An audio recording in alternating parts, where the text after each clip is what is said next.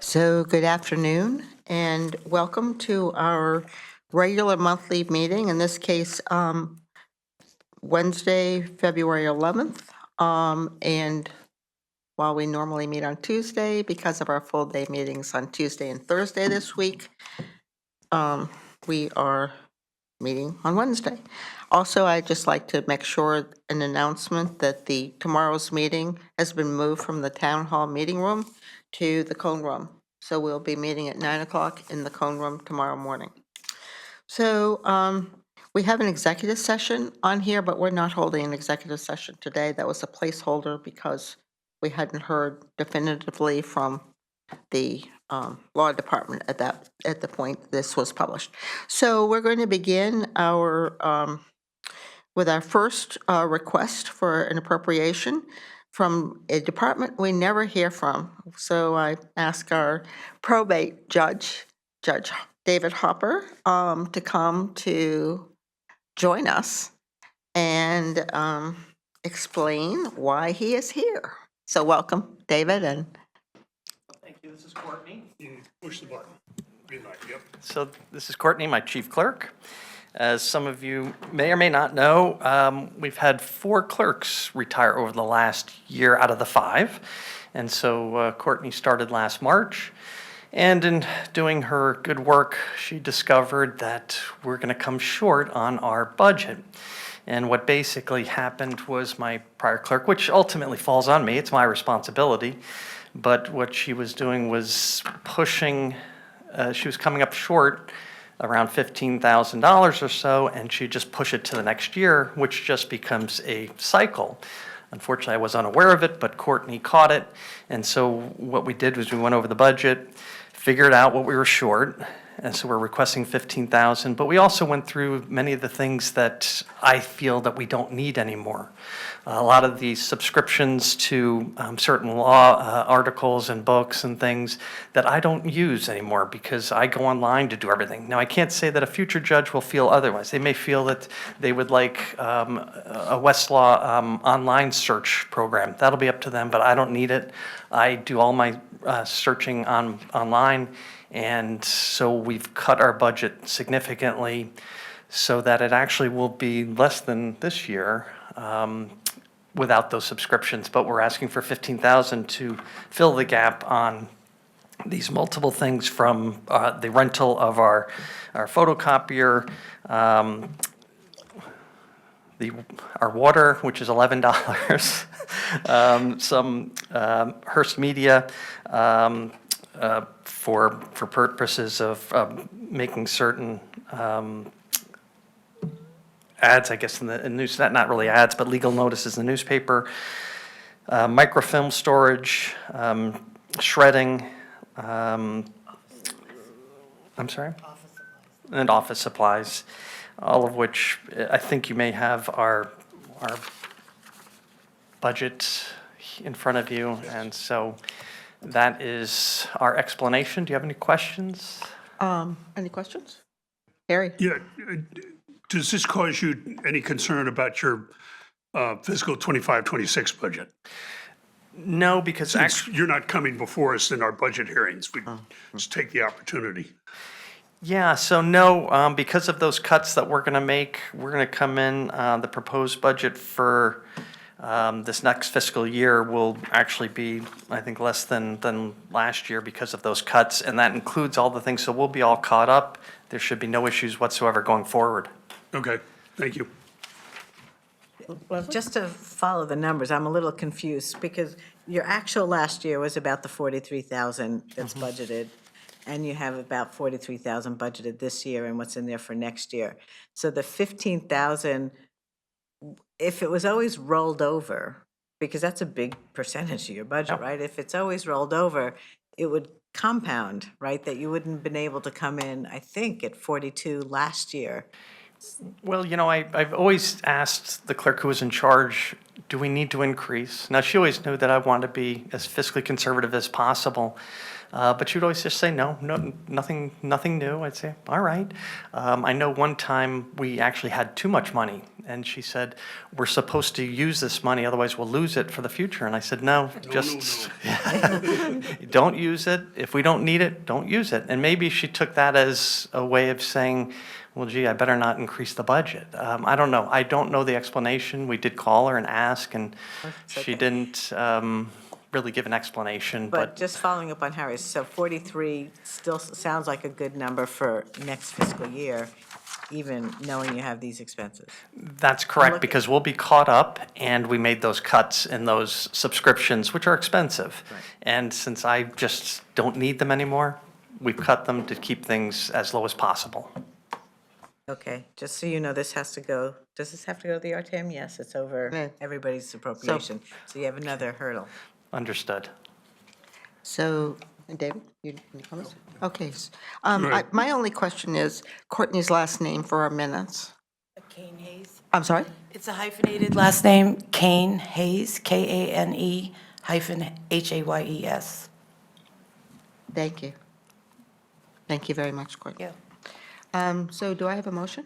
Yeah, I'll Eric? make a motion to approve this item and suggest it be routine. And I'll second. Motion made by Harry Fisher, seconded by Leslie Moriarty as a routine item. Those in favor? Aye. Aye. 400. So that means, David, you don't have to come to the full BET. Okay, thank you so much. I appreciate it. Thank you for your time. But it does have to go to the RTM, and so, The deadline for the March meeting is Friday, Okay. so you might want to get it submitted in order to make the March meeting. Would that be proper? Talk to the town clerk. Talk to the town yeah, clerk. town clerk. Yeah, Thank you I so think that- much. Yeah. just because you're unfamiliar with process and procedure, we're coaching you a little bit. We'll pop over there right now. Okay, Okay, super. Thank you so much. you're welcome. Thank you. Thank you very much.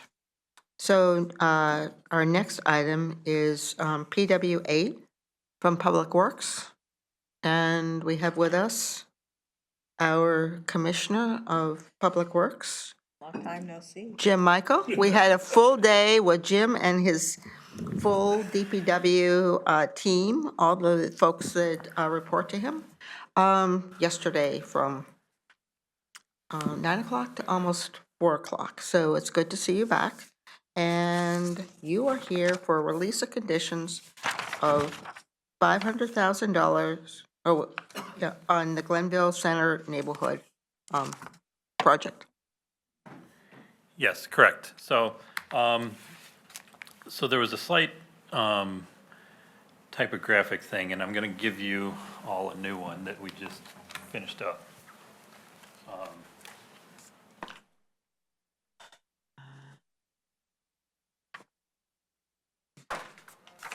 Thank you. And Roland a copy so that we can, and maybe you could email that, or have someone email it to Roland so he can, email it. that'd be super. But, so this project is for the Glenville project, and this has been appropriated in multiple different appropriations. And there was conditions on 2 different ones, and we grabbed the wrong condition and put that in there. So the reason, what we ended up realizing is the 22-23 money is the money we're looking for the release on.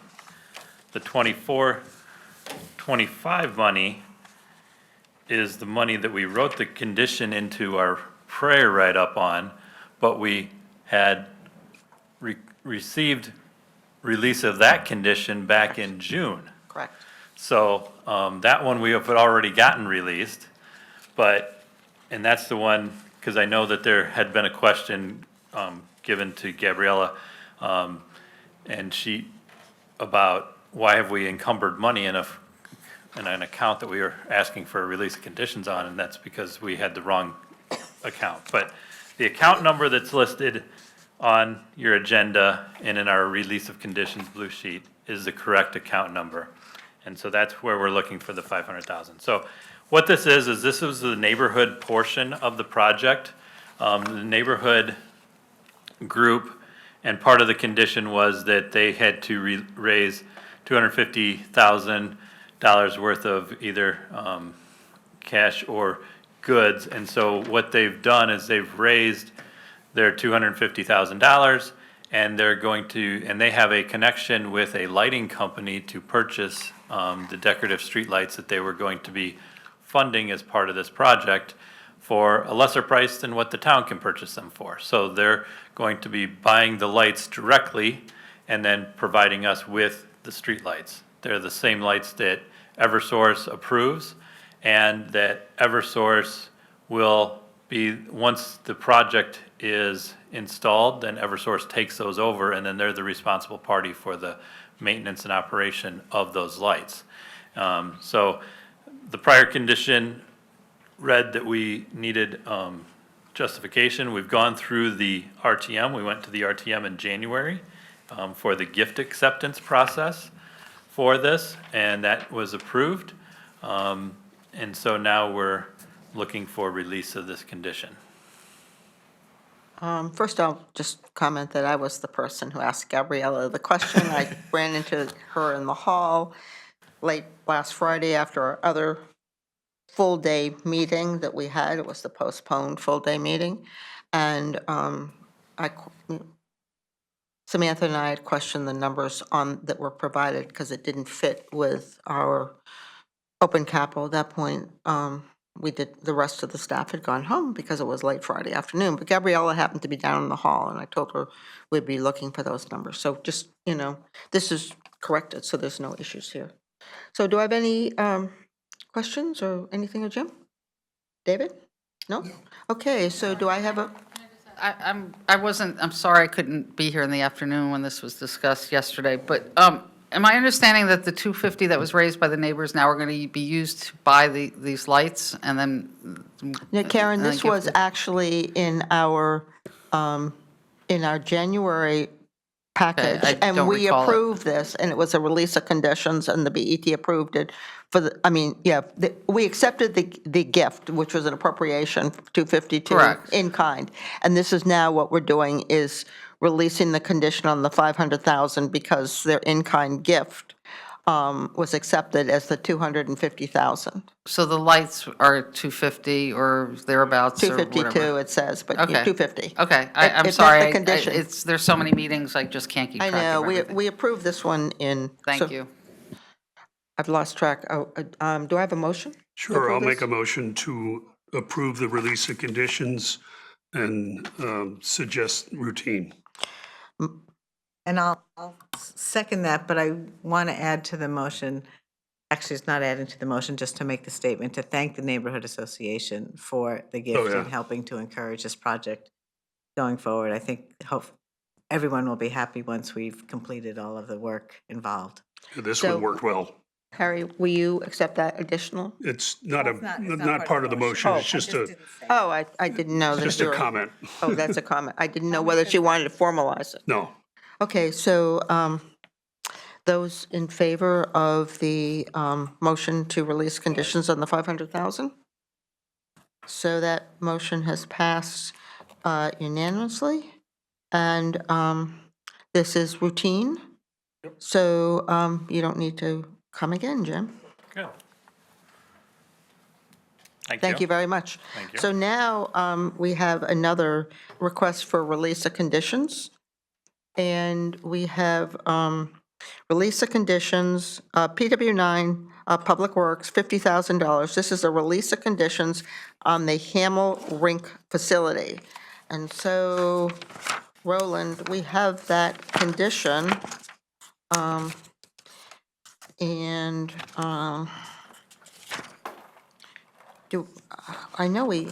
The condition reads, PW9, subject to release by the Board of Estimate and Taxation upon municipal improvement and preliminary site plan approval by the Planning and Zoning Commission. These approvals to be confirmed after the relevant appeals periods. So Luigi Romano, our head of building construction and maintenance for the town, is here to describe what he would like from us. All right. And So, he was here yesterday, too. yes. Thank you. So I'm gonna. Oh, I'm sorry, Jim is gonna describe I'm it. gonna steal most of his thunder here, but he'll help me fill in if necessary. So, what we were looking for here, and we weren't exactly sure on how to approach this, but this was our initial thought, and we're open to conversation here today. I know we briefly talked about it yesterday a little bit, but with the rink, we went through the MI process, we got through planning and zoning, that was then referred to the RTM. At the RTM level, it was, the P and Z was overturned, so therefore, we don't officially have MI approval. A couple of the things that were discussed at the RTM reviews was they're looking for better cost estimates and they're looking for more confirmation on the exact location. So we've pretty much expended all the funding that we currently have available to us for the rink project, and we are in need to do additional, in order for us to move forward on the additional cost estimates, we need some additional funding for that. So we were looking to see if it would be acceptable to release this funds because it was an already appropriated project. In conversations that we've had with some of the members here, it appears that they would prefer not to do it that way. They would want to have us submit an additional appropriation. So we're open to either direction. We didn't know which way was the best way to handle it. The one thing that we're a little questioning is, or wanting to make sure of is, if we do come in with an additional appropriation, and if we were to just swap out like our release of conditions with an additional appropriation sheet for the same amount as $50,000, we are not positive that $50,000 is going to get us to where we need to get back to an MI approval process. We may need more than that. So it may give us a starting point, but we also understand that through the Selectman's Office, the RTM and others that have been involved in the process, they're putting together a task force for this project that's going to be a different group of people than the prior rink committee. And so that task force is going to then explore a couple of these options. They have been given kind of or it's in the process of being given like a statement of what their charge is for the task force. And that's to try and figure out the location of the rink and approximate cost of the location of the approximate cost of the rink. So until we really know what exactly they're going to need done, we don't know if it's $50,000, if it's $30,000, if it's $70,000, but we were thinking maybe the 50,000. So we could submit to you a interim appropriation sheet for $50,000, see where that goes today. And then just knowing that once we get further along the process, we may have to come back for an additional interim appropriation. Or we can wait and see how far the task force gets, see what the needs of that are, try and get a more firm estimate, and then come back to you with that. We were just trying to keep this project going because we did hear pretty loud and clear that we don't want this project to be delayed, so we're trying to make sure that we have enough money to react when we're being asked to do certain points of it. So I'll just start with a few comments. I appreciate you coming in and giving us flexibility. My own, and it would be the way I would vote, this is just me, is that the condition has not been met, and it would not set a good precedent to release a condition that requires an approved MI when that has not been met. But I do believe that, the town wants to proceed with the ice rink, and taking the next steps to explore that seems to me to make sense, and since this was $50,000, I think that's probably as good a number to start with. It wouldn't create any kind of controversy. But I'm interested in, and then I would assume that you would also, at that same time, cancel this commitment and put a new appropriation on in its place. Is that correct? Is that your intent? Would be to cancel this one that we have now that hasn't been met, and then approve or a requested new appropriation of an amount, when I'm just suggesting maybe it's the same amount, 50,000. Is that what you're talking about? Okay, We're- okay. we're open. Okay, fine. So I'll ask for comments from my, this is a To be honest, we're dialogue, looking for Roland had his hand up. Roland. I know you've finished MI process before when it went to P and Z, but there's still almost $48,000 left as encumbrance. Is that going to be used for something else in terms of getting started on the next phase? There is some still outstanding invoices that we're waiting to get from them as well, so we don't know exactly how far that's going to get us, so. There may be a little bit there, but we're not anticipating it's gonna be the full 47. So, does anyone have any comments? Leslie? Yeah, I'm thinking about this very differently. I think the RTM sent a clear message, and the first selectman has responded saying there will be a working group, a new working group appointed to move this project to the next step, and looking at location and cost primarily. I think we can all say that there seemed to be support for a new rink. The question is of scope of that rink and where it goes.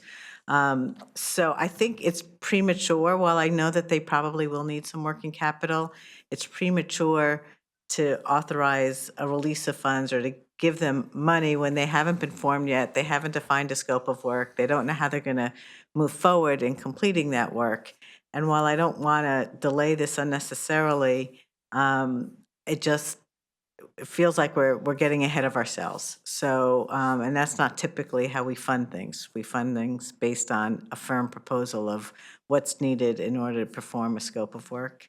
So I'm not comfortable releasing this condition, whether at the end of the day, clearly in its purest form, it should be a new appropriation, not one that's been tied to an MI, which doesn't, the project doesn't have. But I think we can work out the details on that as we move forward. We know we have one more RTM cycle before there's a gap, and we don't want to miss that one. So hopefully this working group can get together and be formed very quickly, and then try to define what financial resources they might need. So Leslie, just to understand, so I understand, what would be your timing on considering an alternative amount in order to, you said, I am they have a thinking meeting, in March, but then, is that right? They have a meeting in March, March and April. March and April. So you're just proposing that this, Hopefully we they- get, the committee be formed and this come back next month when there's a better structure? Is that what you're suggesting? That is. Okay, I just wanted to understand. Harry? From my understanding in discussions with the town administrator and the first selectman, the target date for this committee to be formed is March 3rd. That doesn't leave a lot of time for it to meet and accomplish that objective.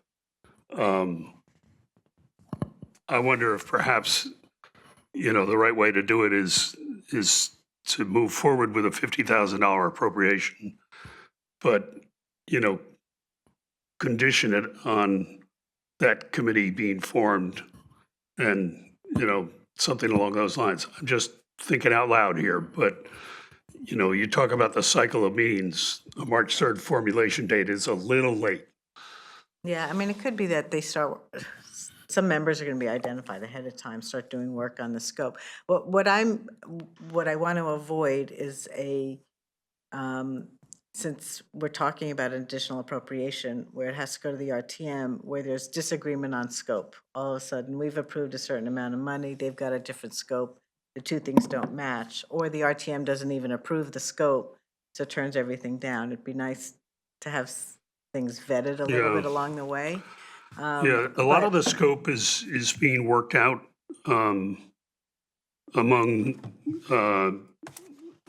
myself, Alexis Fogaris, the moderator of the RTM, the chair of P&Z, the town administrator, and the first selectman. So there's a draft document that's out there that would set out the purpose and scope of the working group.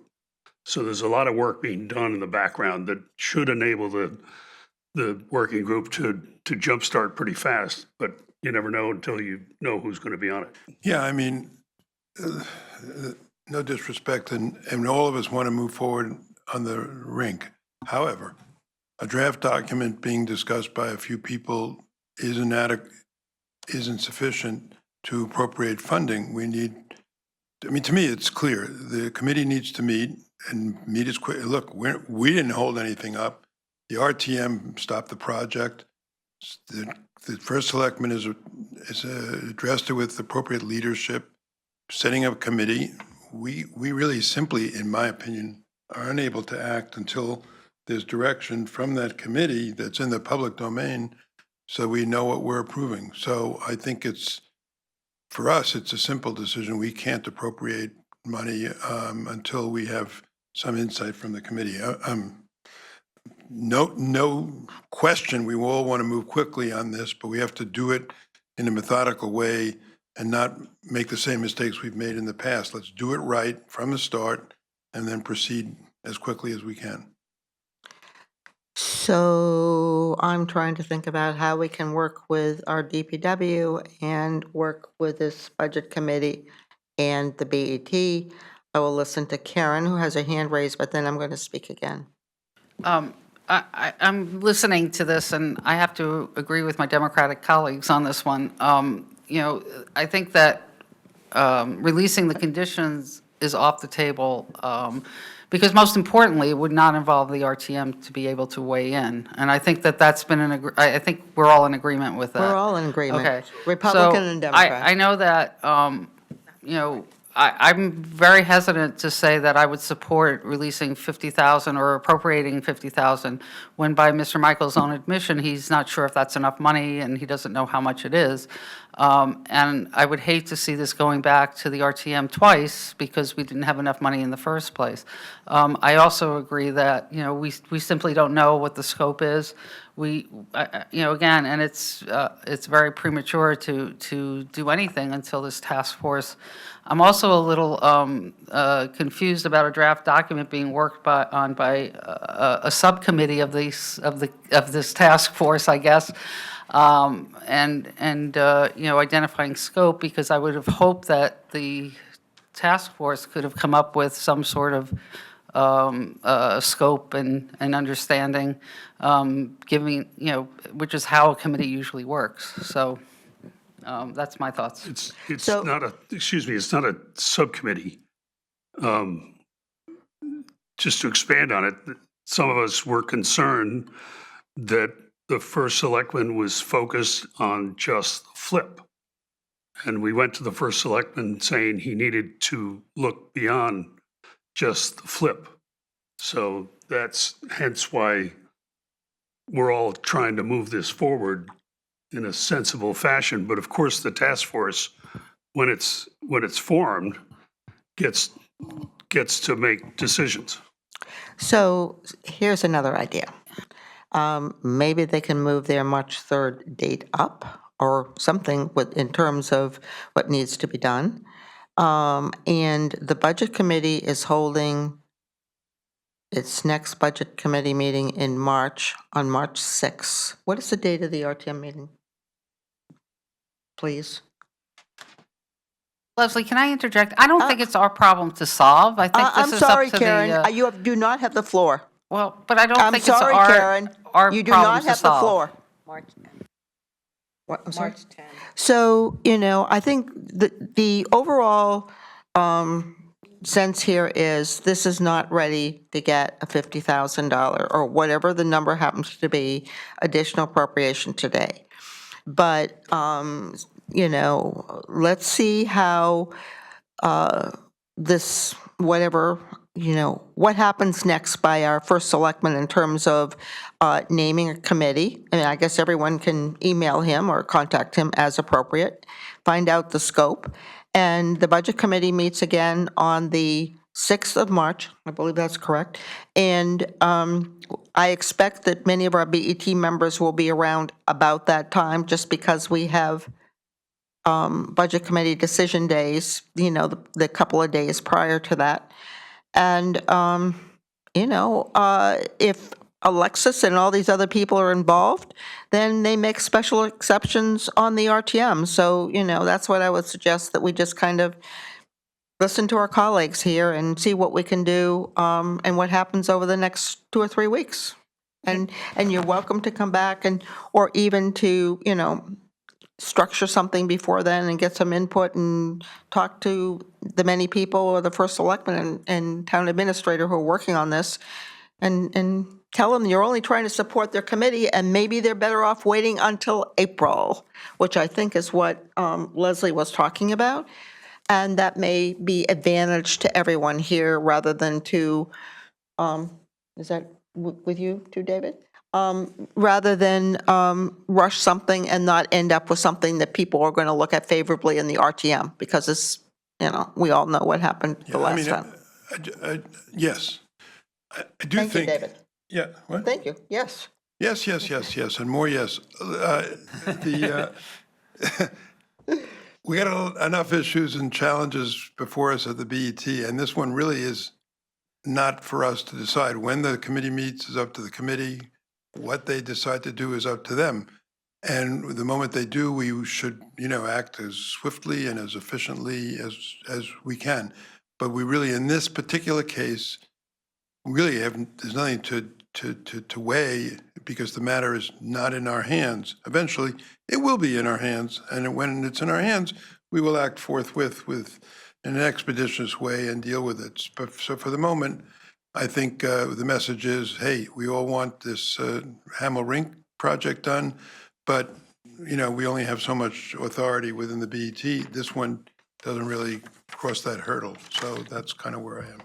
So I think we're there. Oh, Harry, you have something more to say? Yeah, I was just going to suggest that in the meantime, maybe you have some discussions with the first selectman and or the town administrator, try to maybe scope out what would be an appropriate amount for what they're trying to accomplish. And so maybe there's better information when it does come back to us. And then my suggestion to you is you just withdraw it for the moment. So, thank you, Harry. You just endorsed what I said too.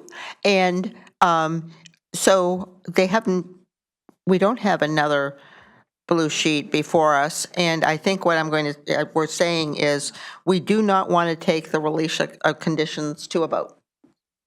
Right. We're not taking the we're happy release to of withdraw conditions to a that vote. It's not, request, yes. I'm sorry? Yeah, we're happy to withdraw the request. So for that, he's so. withdrawing it. So, the release So of that way you conditions. don't have to vote or have to do what you need to do. And sometimes we that's fine. say, we just note that we don't, take a vote. So, but we'll note that this has been withdrawn by the department, correct? Yeah, that's fine. Okay, thank you. And so, keep us informed and we'll, Yep, no problem. okay, super. Thank Thank you you. very much. Thanks for the discussion. Thank you both, Jim and Luigi. Okay, our next one on the agenda is the police department, $61,874 approval to use the 9/11 fund overtime. And no one is here. That's interesting. Neither police or fire. Okay, so I guess we will just say there was no one here. This is going to help us with the time we're going to finish our meeting. So, okay, so our next, Okay, but before we, no, that's fire, but before we don't take up the police item, can I ask Roland a question? They're asking for this money for dispatchers overtime. Are they running over, what's this current status of the budget right now for that? I'm not sure, I didn't look at it. I know they've had vacancies and they've had to fill them with overtime. so can you look at that before we finish the Yep. appropriations, please? Could I, if I could? Does the chief know what does he have a sense as to what time he might be on? Is it worth us letting him know that? Well, maybe, yeah. I think, because conceptually, I'm fine with this, but we can't do it until they're here, so. Didn't we have a previous item for overtime on, We did, Dispatch. we did, but, we've had several it's a different. chronic problem, I know. We've had several different ones this year, so we're just going to move on. We'll Okay. see what happens in terms of anyone. Right, We'll right. just adjust our agenda accordingly. Okay? So now, we're already to fire department. We actually have two additional, well, we have a release of conditions and we have an additional appropriation. And we have our assistant fire chief, Charlie Luberdacty. Is this new information?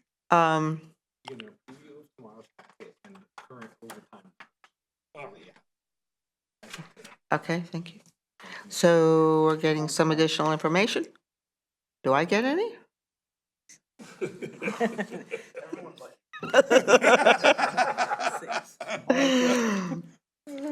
Charlie. Charlie is independently wealthy. He doesn't. So, I mean, they've got to be pretty relaxed about this. I was going to say last month, remember, they didn't come. So last month, I think Charlie was out of town and the chief was ill at the time, I believe. Correct. So where's the chief today? Is he, okay? Okay, super. Thank you, Charlie. Anyway, if you We could. only need Charlie. No, we only need Charlie. That was an inside joke. FD3, the fire department, $537,500 release of conditions for overtime. Isn't And- that still the wrong number? Isn't it 637? Yeah. Yes, I Yes. think it is 637. So Charlie, the 637 is the right number, and the 537 that we're seeing on page 20 is really wrong? Correct, I believe so, if I understand it Okay. from my original numbers. Okay, so 637. So would, you've provided us a lot of information, and we. Yes, so I Thank will, I will start on hopefully a better note for you. I'm going to withdraw FD4 at this time. However, it's not all roses, because after I turned this in, I received 2 more letters of retirement and another resignation to go to another fire department. So I have to relook at what we have, and that obviously changes the amount of salary that's going to be sitting there as well. So it wouldn't be due diligence if I didn't rerun the numbers on what we would need, and I believe it will be lower. So just out of, if those situation didn't happen, since this release of conditions is 637, does that mean that other number would have been 480 rather than 580? The number, yes, well, that too, the number will be Okay, so a little lower, I believe. It'll be even lower than 480. That's what we're hoping. Okay, thank you, Charlie. And Charlie, the question we raised last time, I think, was in light of some of the resignations, could we do this as a reallocation as opposed to an increase in funding and a reallocation from the salary line to the overtime? Correct, that is another thing that is being looked at as well. But to get to the release of conditions, unfortunately, the fiscal year for the Greenwich Fire Department did not start off the best way. We started with an apparatus accident. We started off with 6 vacancies from retirement, and then 7 on FMLA. And we're in month 7, I believe, 7 or 8 now, and we have not had below 10 people out of work for some reason, whether it's injuries or off-duty injuries. And if you look at the charts that I provided via email earlier, and then that is on here. You can see that our injury time, and this is shown in hours of injury time, it's way higher than the last 3 fiscal years, and it's actually almost hit the 100% mark of those other years altogether. Which has led to an average of about 3 to 4 extra people off per shift with the one-for-one hiring has to be filled. Under the current system that we use, in theory, there's floaters who would be able to absorb that blow. However, having 6 people retire and then the 7 injuries rather, none of that was available. And so before anyone even took an hour of accrued PTO, we were hiring 3 to 5 people a day just to get to our minimum staffing levels.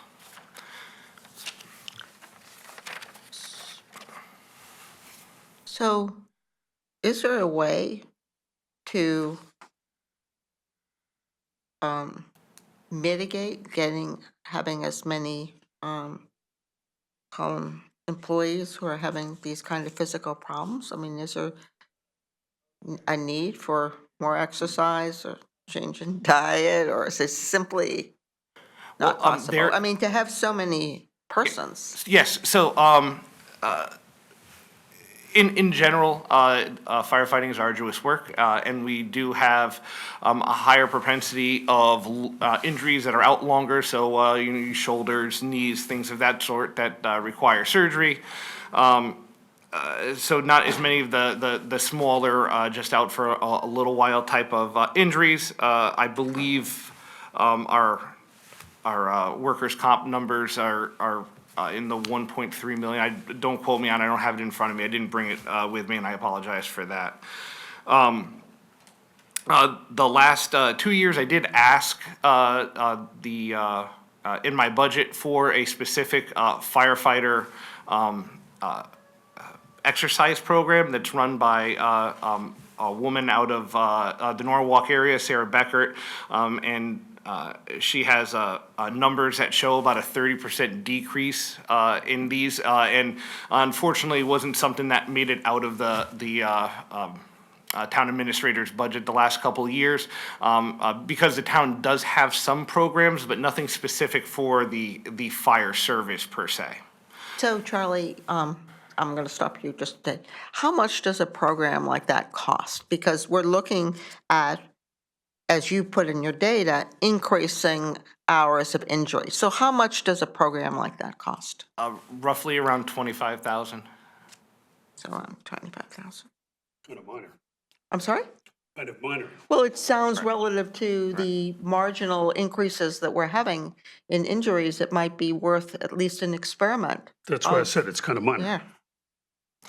And- But thank you. I'm glad I brought the question up, and I'm glad you responded. Thank you. Yes, and there are some injuries that are, I just want to say, unavoidable. And we Absolutely all like the understand that. but there We all are understand that. lifting, bending, strain and sprain injuries that you do want to see Right. avoided, right? To keep the workforce up and running and the extra overtime numbers down. No, we understand that. So do I have any questions? Harry? Yeah, I'm sorry I didn't go through your document in detail because we've been so busy, but Understood. can you tell me, because the intention of this condition, because I wrote it, was, to get an update in the midst of the year. Can you tell me, without those injuries from the Engine 1 incident, how your overtime budget would have worked out for the year? I think we would have been closer to on track, but not nearly at that number. In the packet that I gave you on the second page, I have what my ask was based on my projections of what I thought overtime would be and how close I actually was on that. Last year in the budget process, I brought to the First Selectman's office 2.85 million. I thought that's where we were going to be. We settled at 2.55.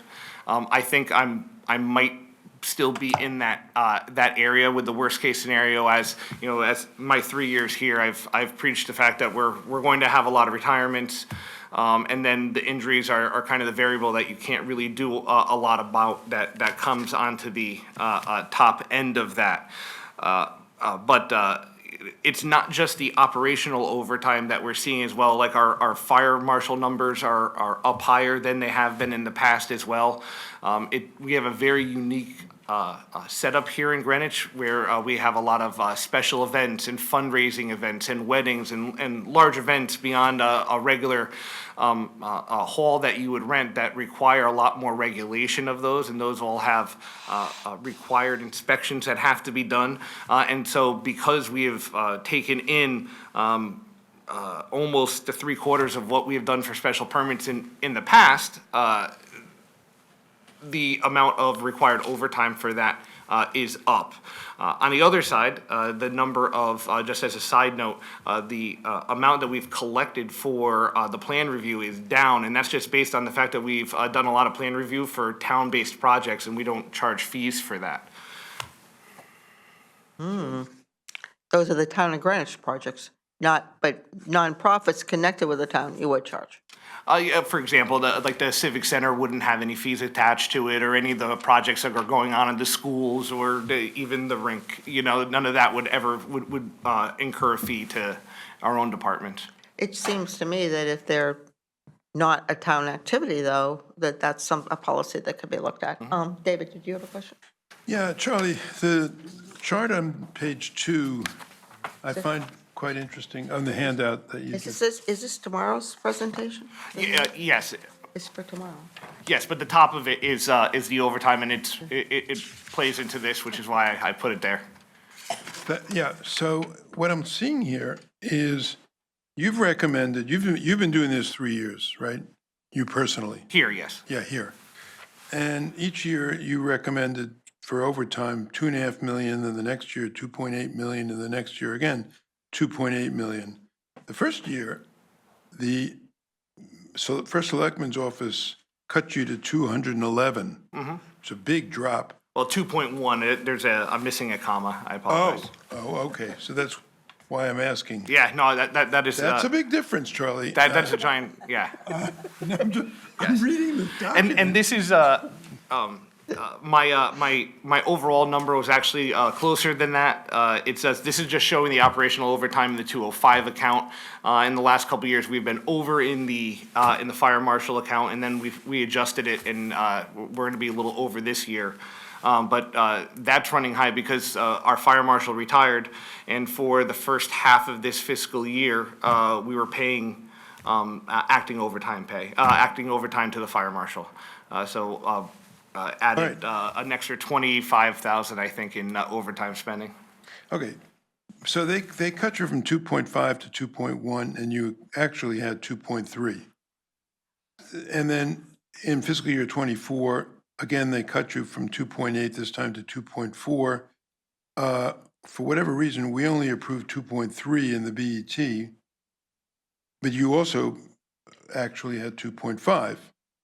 So you have 2 years, 2.3 1 year, 2.5 the next year, and then for the current fiscal year, same sort of pattern. You asked for 2.8, you got 2.5, we approved 2.5, but you're running at about 2.8. If the to date is 6 months, Correct. so that if you annualize, which is probably, directionally right, you're at 2.8. So there's a pattern here of, well, first of all, you have an increasing overtime, 2.3, 2.5, 2.8.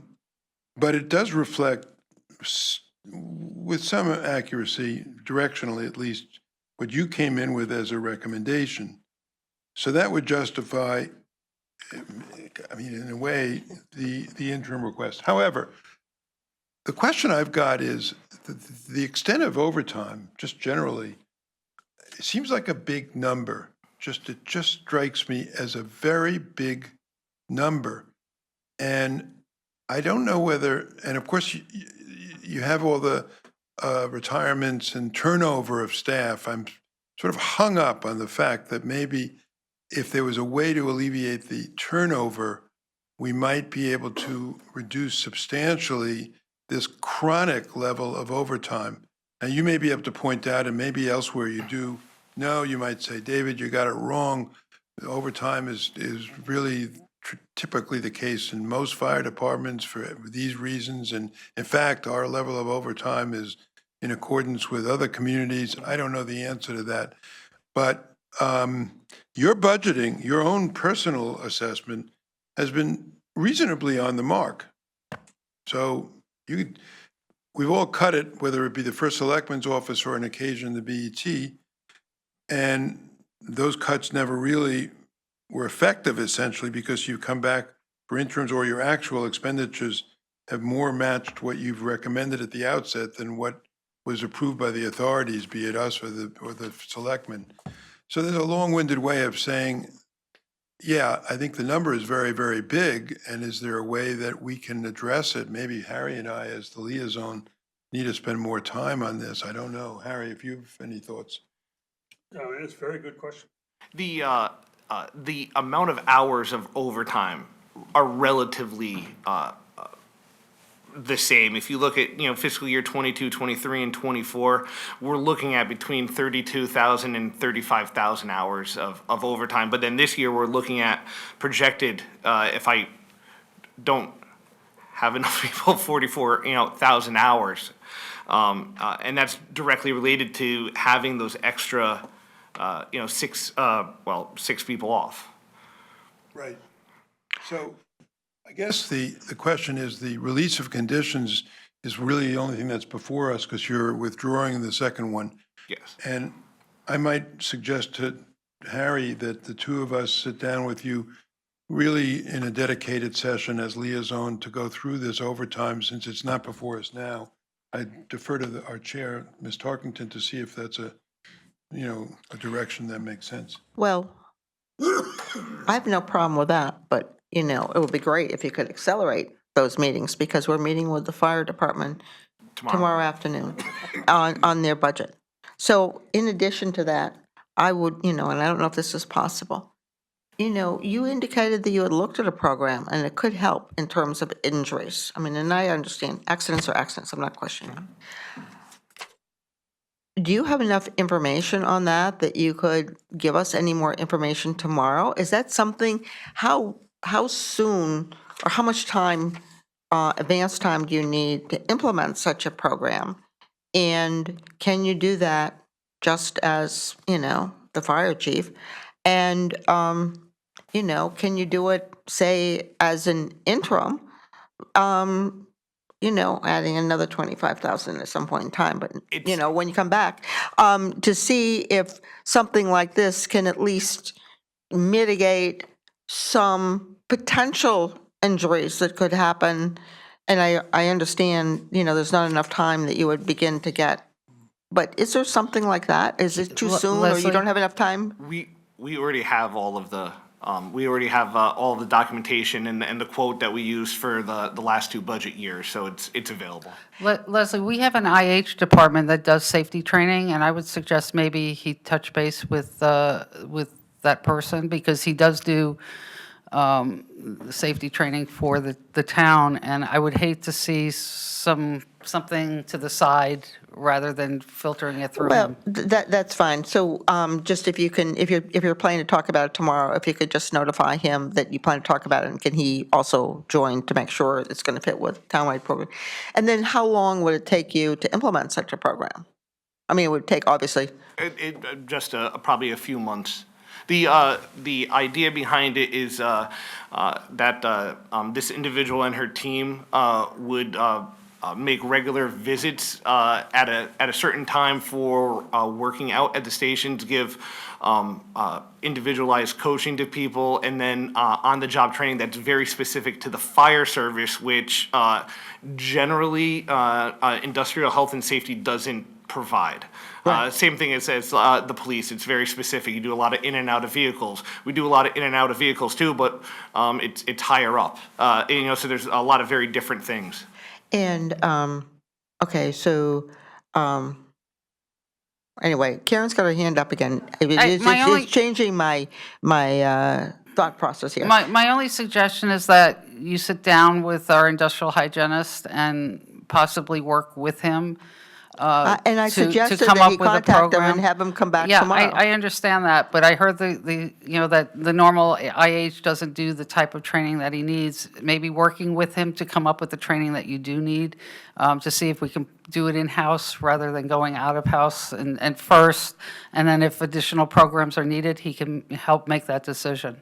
We do have a specialist for that. So just as a point of reference, every single injury gets reviewed in the town of Greenwich and has a follow-up meeting between our health and safety and the IH.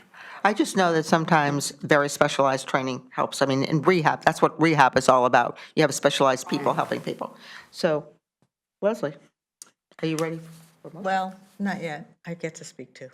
Okay, no, I didn't know. But just a couple of small comments. First of all, clearly I always appreciate your efforts, and I know this is a very difficult part of the job, which is the staffing. I think overtime has been an issue we've had several years. I do want to point out, and you're no surprise tomorrow, the budget for next year proposal is 3.6 million. So you're integrating some of this, the higher. You've come back last fiscal year and this fiscal year for more overtime, so it's becoming more of how we're delivering the service. So the question that David asked is, are we set up properly? Are we functioning in the most optimal way? And that can get discussed. I just, Can I just, Yeah. just add to that, I think also, what is the relation to the way we now staff our firehouses, which before were as basically 2, or I guess with North Street 4 or whatever, and how that fits in with Leslie's question, just to, envelope that. yeah, it's a structural issue.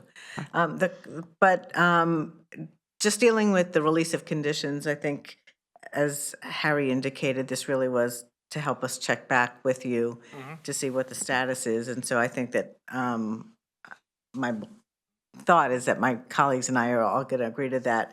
On the timing, though, if you ended up needing an additional appropriation, time is short to come back, right? Because Absolutely, yes. you'd have to come back next month to get on the April agenda for the RTM. And Yes. know, Which we're aware of, but due diligence says that since our situation has already changed again since we put in the request, that we have to look at it again. That's it. yeah, so you know the calendar. Yeah.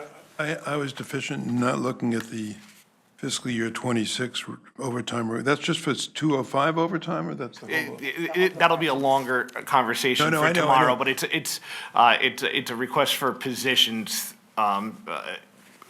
for using the floaters as actual staff positions But is that- instead of having floaters. Is the 3.6 just for 205 or for all of the aggregate? Do you know? The whole department. It's the whole department. Oh, it's the whole? Yeah.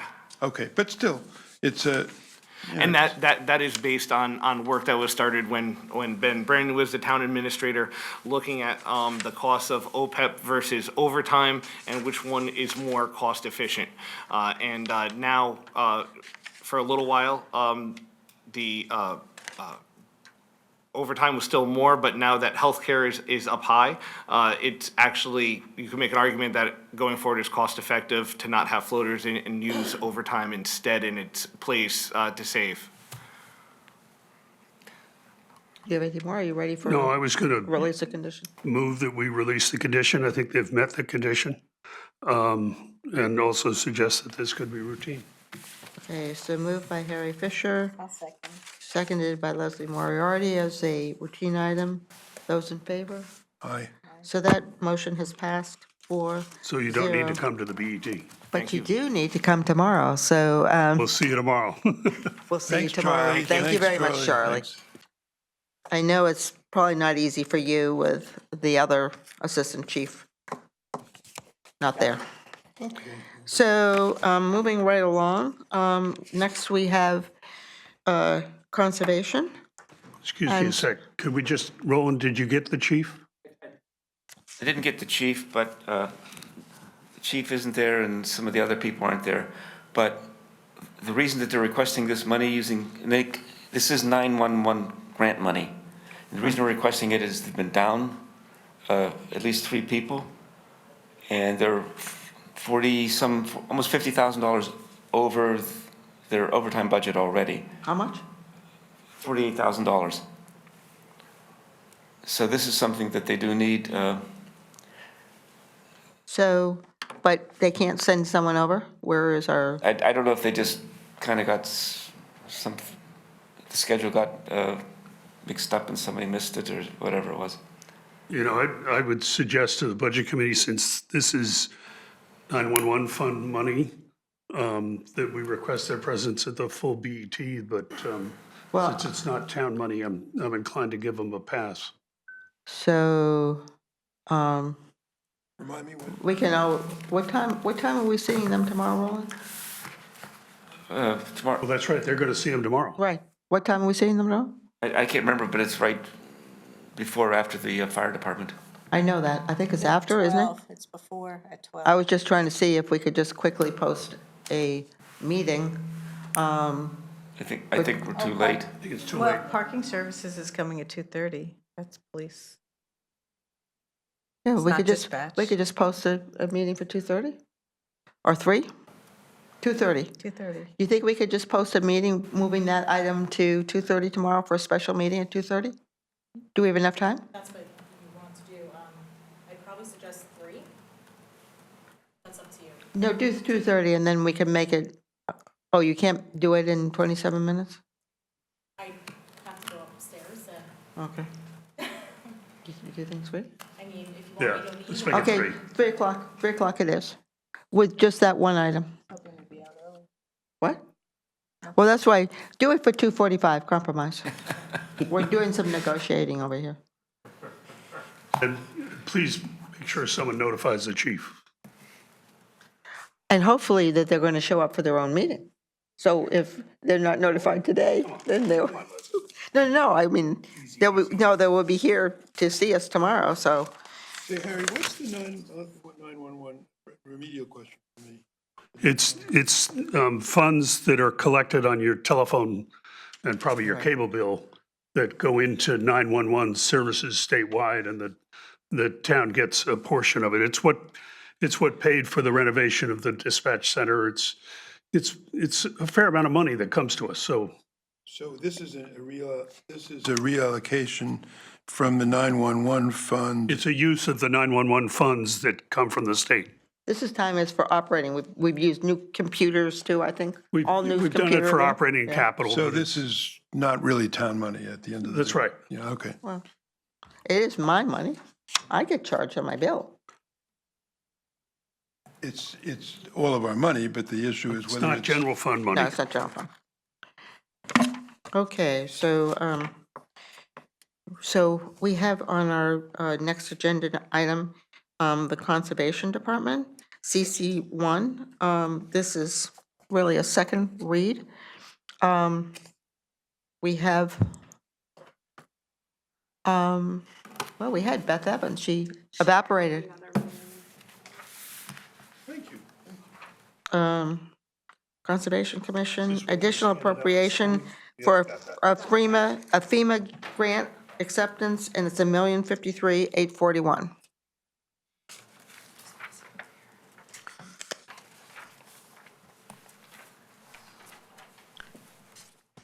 Do we not have to appropriate for this? Because it's a reimbursement. Are you getting, no?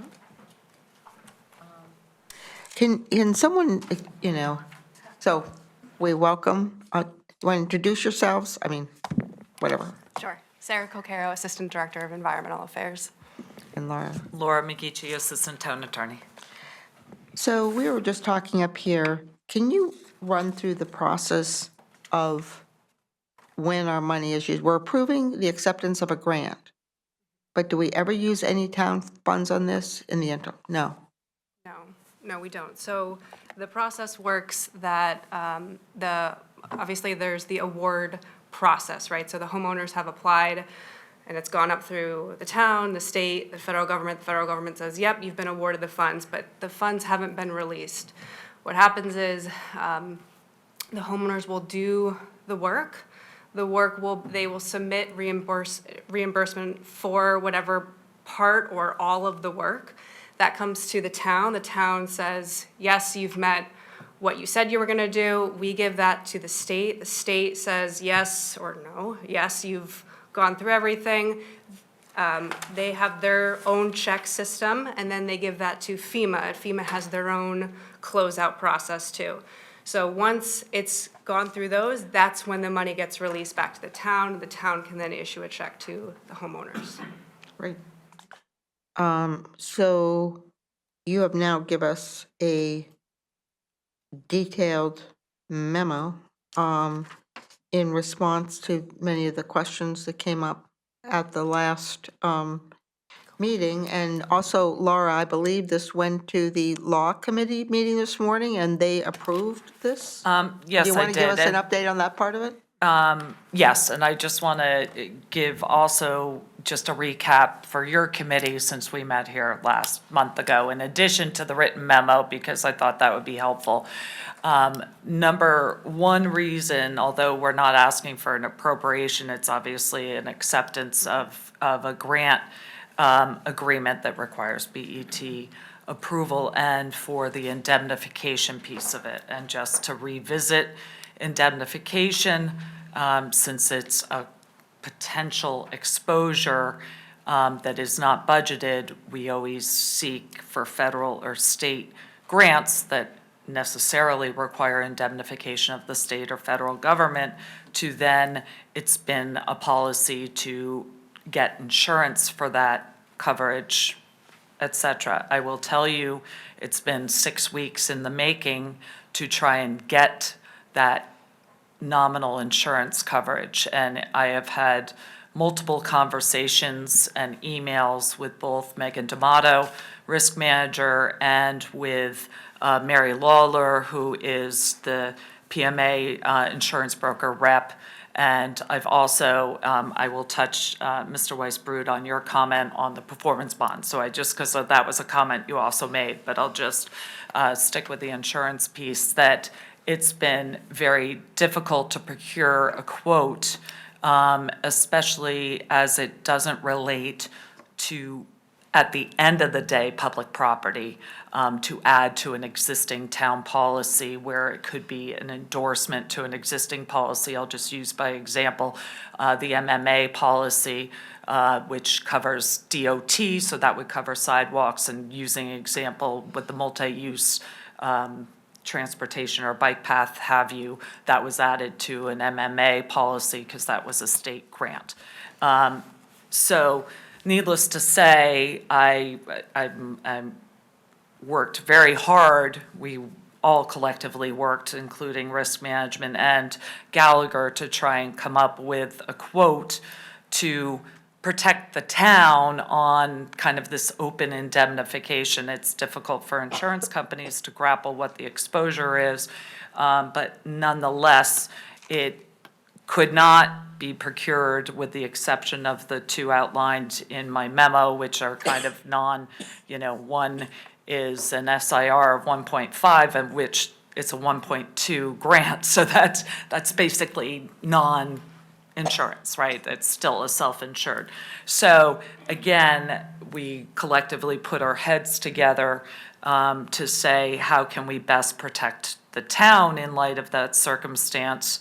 And it was to endorse maybe 100% holdback, as opposed to make sure that we get a closeout from the state and federal government prior to releasing any homes to the homeowner, so there won't be, any chance of repetition of past issues that may have arisen, but that had other issues as well. And also coordinating with all the departments so that there are no repeats on releasing money unless it's been fully vetted, et cetera. I will say, and I just want to also respond to the comments, because one of which I know that the Budget Committee wasn't ready to proceed on this last month was, we didn't know the insurance premium amount, and hence we still don't and can't. Secondly, I just wanted to follow up on Mr. Weisbrod, your comment on a potential performance bond. I also vetted that out with Gallagher and spoke to their bond representative insurance broker just to understand how surety bonds work, if that was a potential option. Again, because your comment was to pass through if there was an insurance premium, to pass it through to a homeowner, and if there was a potential bond. In speaking with the bond underwriter there at Gallagher, is that they tend, people with, it's usually much larger contractors that have the capability to provide surety and performance bond, which a lot of our capital projects in town obviously have the larger contractors, but more homeowner ones aren't in the position to be in the market to obtain bonds, number one. And I also, more importantly, think, the privity, we don't necessarily want to have the ability to call a bond to have performance on somebody else's private property. So I don't, and the cost would be cost prohibitive.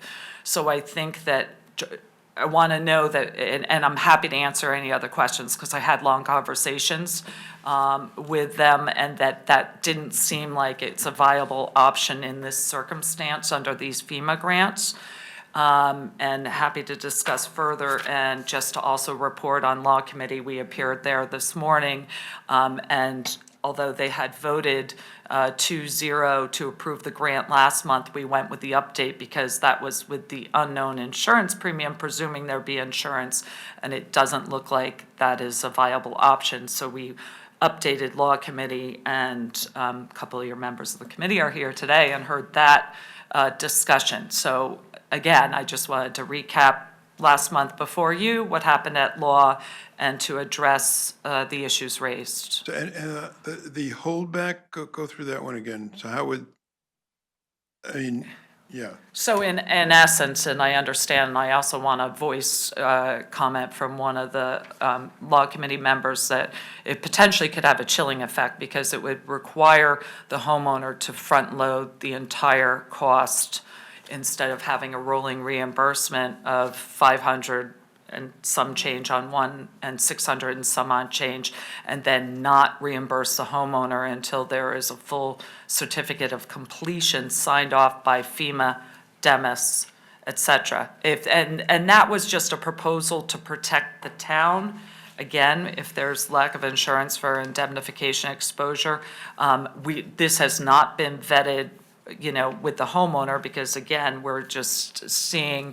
So I get you've written the memo, you've done all this valiant work, and I totally accept it, all right? If you've gone and you tried to get insurance, can't do it, it doesn't work, okay. And I'm glad Karen is here. The issue that prompted my question was, in this case, we are indemnifying an outside body for the benefit of an individual, or three, in this case, three individuals who are the recipients of the money. And we had an experience, as I think, Karen, you may know, maybe you're aware of, that where we had to track that person to that, in fact, the work had not been completed, or there was an open issue and we had to go after somebody in the past. I think we were successful, but it was a burden on the town. And it prompted my questions and said, well, why should we? It's one thing to indemnify to build a road where everybody in Greenwich benefits, and it's another thing to indemnify somebody to benefit an individual who's got a very, very expensive house in a very, desirable part of town, who's probably got the resources and the wherewithal to, remove this exposure for the town. When I was talking about a performance bond, I wasn't thinking that we would get the performance bond, but that the homeowner would get it.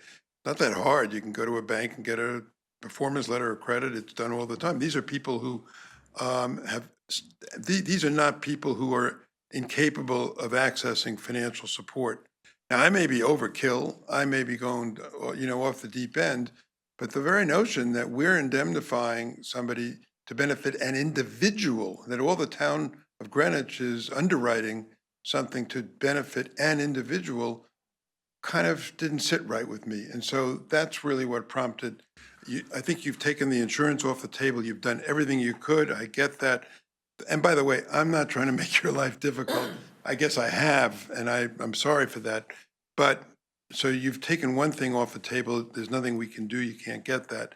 But these other remedies still exist, and maybe, since Karen vetted it, maybe I'm missing something obvious that will alleviate my concern. No, I mean, I think that the concern was that they felt that if you go and ask for a performance bond from somebody, which is, a very reasonable approach, that it would be cost prohibitive for them to do it. I don't know what the actual costs would be. I'm sure Laura has some figures. But this workaround actually, while we recognize that it might have a chilling effect on those homeowners that aren't these multimillionaires that need to raise their houses in other areas of town, for example, it is a way that apparently FEMA had been operating before they did a pay-as-you-go type of reimbursement. They would hold back on any type of, from what I'm understanding from the presentation this morning, was that they would hold back all the monies until the final sign-off was given, and then they would give the homeowner a check. So basically, we're returning to former FEMA policy, if you will. Instead of doing the rolling checks, we would just hold off, make sure that everything's signed off on, so we don't have the situation we had when somebody went beyond the scope of what they were supposed to do, and we had to track them down in Michigan or wherever it was. So maybe that's an update that I didn't, and you went through it a little bit, maybe I need to internalize that. So is what Karen is saying the case that the money is held back by FEMA? Well, it used to be that way. So FEMA used to wait until all the work was done, and then they would get a certificate of completion, and then they would pay the check out. They went to a new policy where it would be pay-as-you-go. Basically, you reach a certain critical stage, you get a check, and you continue on until you finish, and then you get the certificate of completion. What the town policy would be was, okay, the checks would come in, but the town won't reimburse on a pay-as-you-go basis. We would wait till the very end until we had all assurances that all the work was complete and the sign-off was given by FEMA and the other Connecticut entity, and then we would give them the check. Okay, so that's, in other That's words, it's the not, ultimate protection. let me just make sure I get that. In other words, the original policy of FEMA was that FEMA itself would hold back the funds. What's being proposed now is that rather than FEMA, since FEMA has changed its policy, rather than FEMA withholding, which they don't do anymore, the town itself would be holding back? Is that what I'm The hearing? town would get the money in, but we wouldn't be reimbursing the homeowner until the very end of the project. So that's a change from where we were before or not? Yes, before that, because we didn't get the final sign-off, we were just giving the Money. checks as they came in. So that, you're looking at me vacantly, and I'm wondering whether. I think that was the understanding from this morning, so you can correct I'd me like if to I'm see wrong. this written out. It is. I think that we should see it written out. It's in the memo.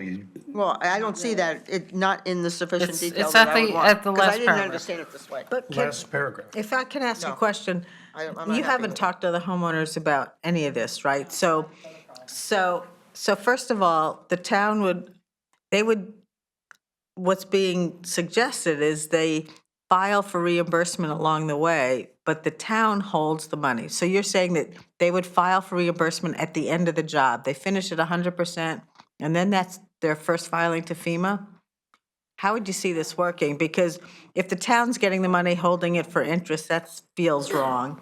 If in this case, the homeowner's out of pocket the entire cost, which may be the cost of them getting a performance bond at a bank anyway. It's gonna cost them more, but that's okay. This is better than a Well, performance bond. I it don't isn't, know if because this they ends couldn't up finish the project. being, So- this feels wrong to me too. Karen, you have it almost 100% right. No, so correct, FEMA used to wait until everything was completed at the end. They've met everything, and then they would reimburse 100% of the cost. Then they went to a system where it was a rolling reimbursement, right? They did the lift, they could get that money, they could submit for that. FEMA says, yep, you've met that. They pass the money to the town gives that to the homeowner. What we're proposing is that the homeowner can or cannot, it's up to them, if they want to submit reimbursement to the town along the way or at the end. but the town won't get any money until the whole project is done and that the homeowner has submitted everything for the project. That all gets given to FEMA. FEMA then goes through their process and sees if it's correct. If it is, they will then release the money to the town because they've signed off on it. So it's up to the homeowner if they want to, along the way, say, I did the elevation, here's my paperwork for the elevation. I've done the masonry, here's it for the masonry. Or they can say at the end of the project, here's the elevation, here's the masonry, here's the So carpentry, here's is that paperwork going to the town and sitting here, or is that being submitted to FEMA, and FEMA has to be part of our plan where they don't get It reimbursed? comes to the town first. So it would stay here until we have the entire project's paperwork, and then it gets forwarded? Our proposal is to not release any money until the end, so we wouldn't submit it to FEMA until the end of the project. But we're still indemnifying FEMA? The state, we're indemnifying the state. Or we're indemnifying the state, or we're indemnifying? Who are we indemnifying? It is a state award agreement of FEMA funds. So it's a trickle down, right? So it's state FEMA funds that come to Demis to the town to the property owner. And I will tell you, I just also want to clarify on this question of going back to the 100% holdback to the rolling reimbursement that was permitted, that was the result of, one of the issues with the last lawsuit, if you will, is we spoke to Demis and saying, although now they allow for rolling, are we allowed as a town to dictate what the holdback is? And the answer was yes. Because I said, we need to protect the town. If we're indemnifying the state for these FEMA funds, then are we allowed to dictate whether it's a 10% holdback, 100% holdback?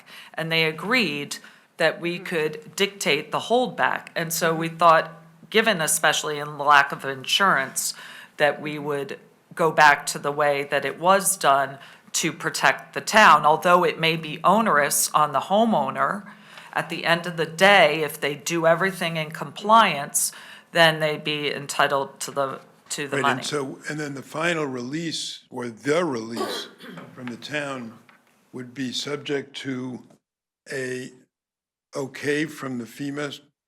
So FEMA would say, all the paperwork's good, we're fine, it's not more or less, it meets our requirement. And at that point, I'll ask you as a lawyer, what would our exposure be? I think that there is none, but then I may be missing something, because we've already gotten the sign off from Right, FEMA. I think that would be, they'd be very hard pressed to come back with a certificate of completion, the project's over, and that they've released and said it's compliant. So the indemnity would be form, not substantive. Well, I think then the whole project closes out, so there is really right. zero Right, risk. And David, I think what this process would allow, because before, the problem we had last time was that that FEMA didn't audit the project, so, and we didn't have a certificate of completion, so this would allow the audits and everything to happen beforehand, and then we would have a certificate of completion, the project is finished. So I asked before, David, just so we, dialogue with you, to actually require the town CFO, but I see all kinds of opportunity that the town will be sued on this. Because let's talk about cost overruns and different kind of issues that occur in this kind of project. All of a sudden, the town has been holding back all of the money that they could even have gotten partially reimbursed from if we had complied with this program. And it's also precedent setting that we have never indemnified anyone. We've worked so hard for years not to indemnify, and now we're going to do it, as David points out, for one affluent homeowner. Well, so let me just, there's a couple pieces to that. I would like to address that comment. Number one, my understanding, and Sarah can confirm, with the 100% holdback, we are not holding the money. It's that once there's compliance, then it's submitting the entire project to the state okaying, FEMA okaying, them releasing the funds to the state, to the town, to the homeowner. So we couldn't, we're not a fiduciary holding somebody else's money. And so I think that that also protects the town. We're not holding money, or anybody can claim that we're not releasing when it should be released, number one. Number two, I do just want to say, I understand if you noted the two addresses of these properties, one could be construed as affluent. I can say the other one, where the location is not an affluent property. It is right at the bottom of Palmer Hill, Apple Tree Lane, that has severe flooding, and the homeowner bought it in foreclosure, and it is not an affluent home, and it's a large lake in front. I just wanted to note the I distinction may have there. misspoke. Our approach should have no relevance whether someone's affluent or not affluent. I did Right. say that. But what I really meant is, the indemnity to run to an individual. Most of it may be affluent or not, but that's really irrelevant. It's about, should we be, but let me ask this. I'm sorry, if I may, I just want to, Weisberg, I want to just correct. We're not indemnifying the homeowner. The homeowner's indemnifying us. On behalf of the homeowner, effectively. No. Well, we're indemnifying for the performance of the homeowner. So, but we're communicating. It's the, so in all these instances, these homeowners are going to have to finance this. They have to go to a bank and get the money to do the work, right? Yes, yes. And in the past, they would get partial payments along the way, which would alleviate or reduce their need to do this financing, right? So to that extent, the burden is going back onto the homeowner. And no, I don't want to burden anybody in particular, but it's inappropriate for us to run so you've changed your process to address the concern, if I'm getting this right?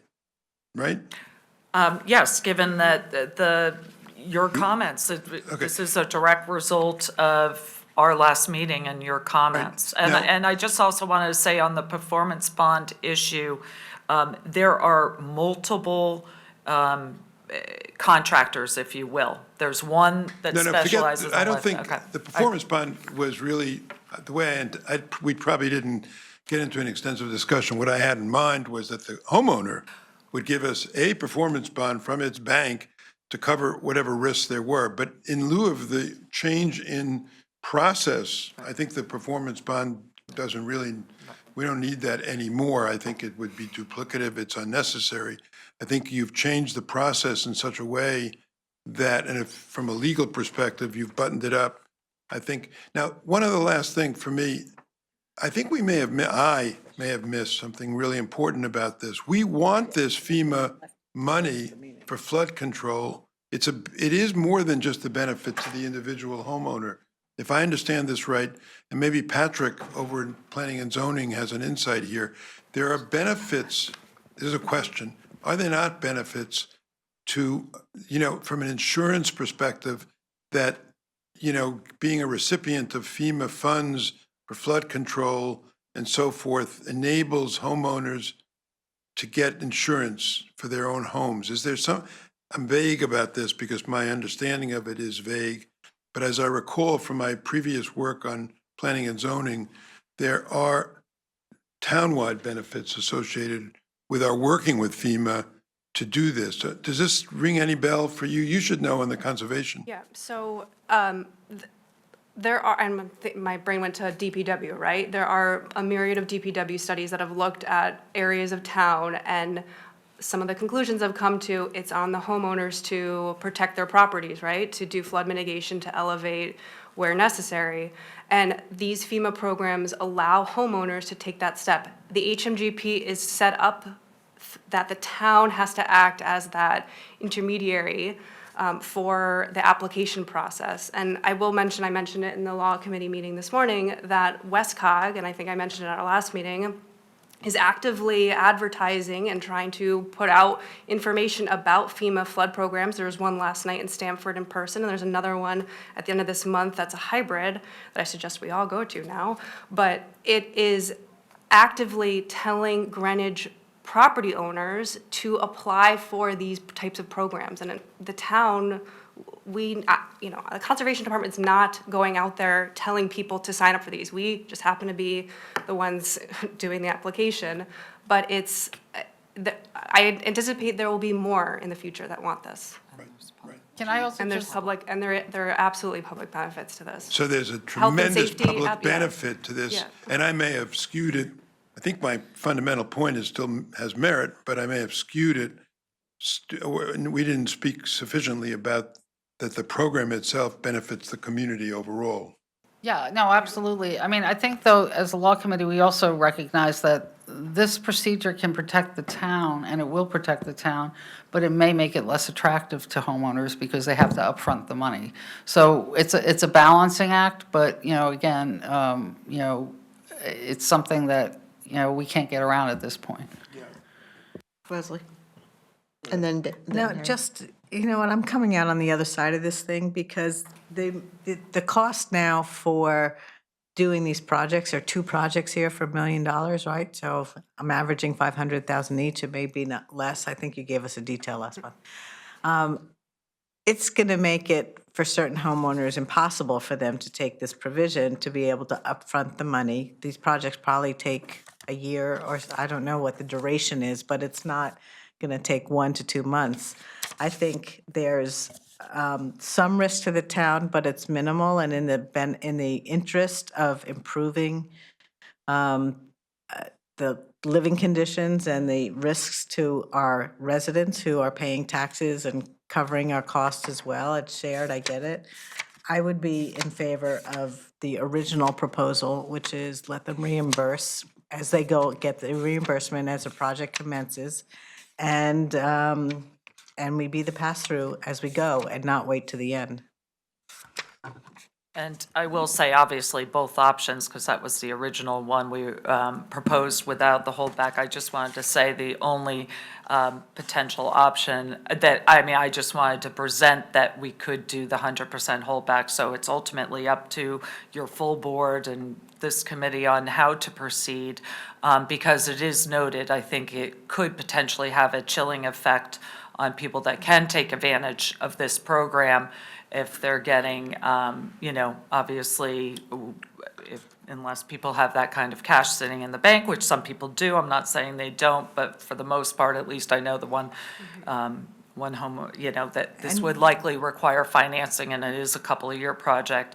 And it does because Westcog, they send out notification letters identifying those with loss or repetitive loss, that there are public benefits for doing this, and this is obviously a public service that municipalities are now required to do to enable these grants. And just to repeat, the homeowner is signing a contract or paperwork with the town that they are taking on this liability. It's not And like there's indemnifying us, and they're responsible for any cost overruns, yes.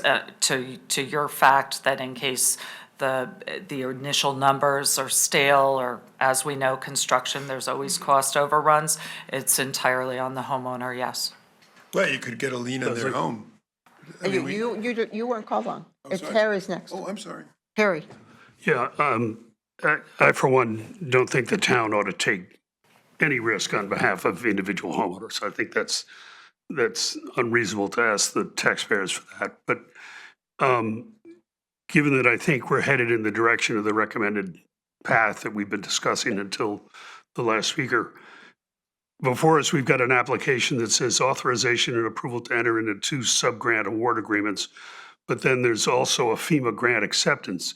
Does anything have to change on this application so do you need anything from us in order to accomplish the holdback scenario? I would suggest it would be a condition of your approval if that is what you're recommending for the acceptance of the grant. If that you're recommending as a condition that it is 100% rollback as opposed to a rolling reimbursement, I would suggest that. Okay, so that we can't condition the acceptance. Well, the acceptance is when it comes, right? So Right. then that would be, But what's the mechanism for releasing? Does that then come back to the BET?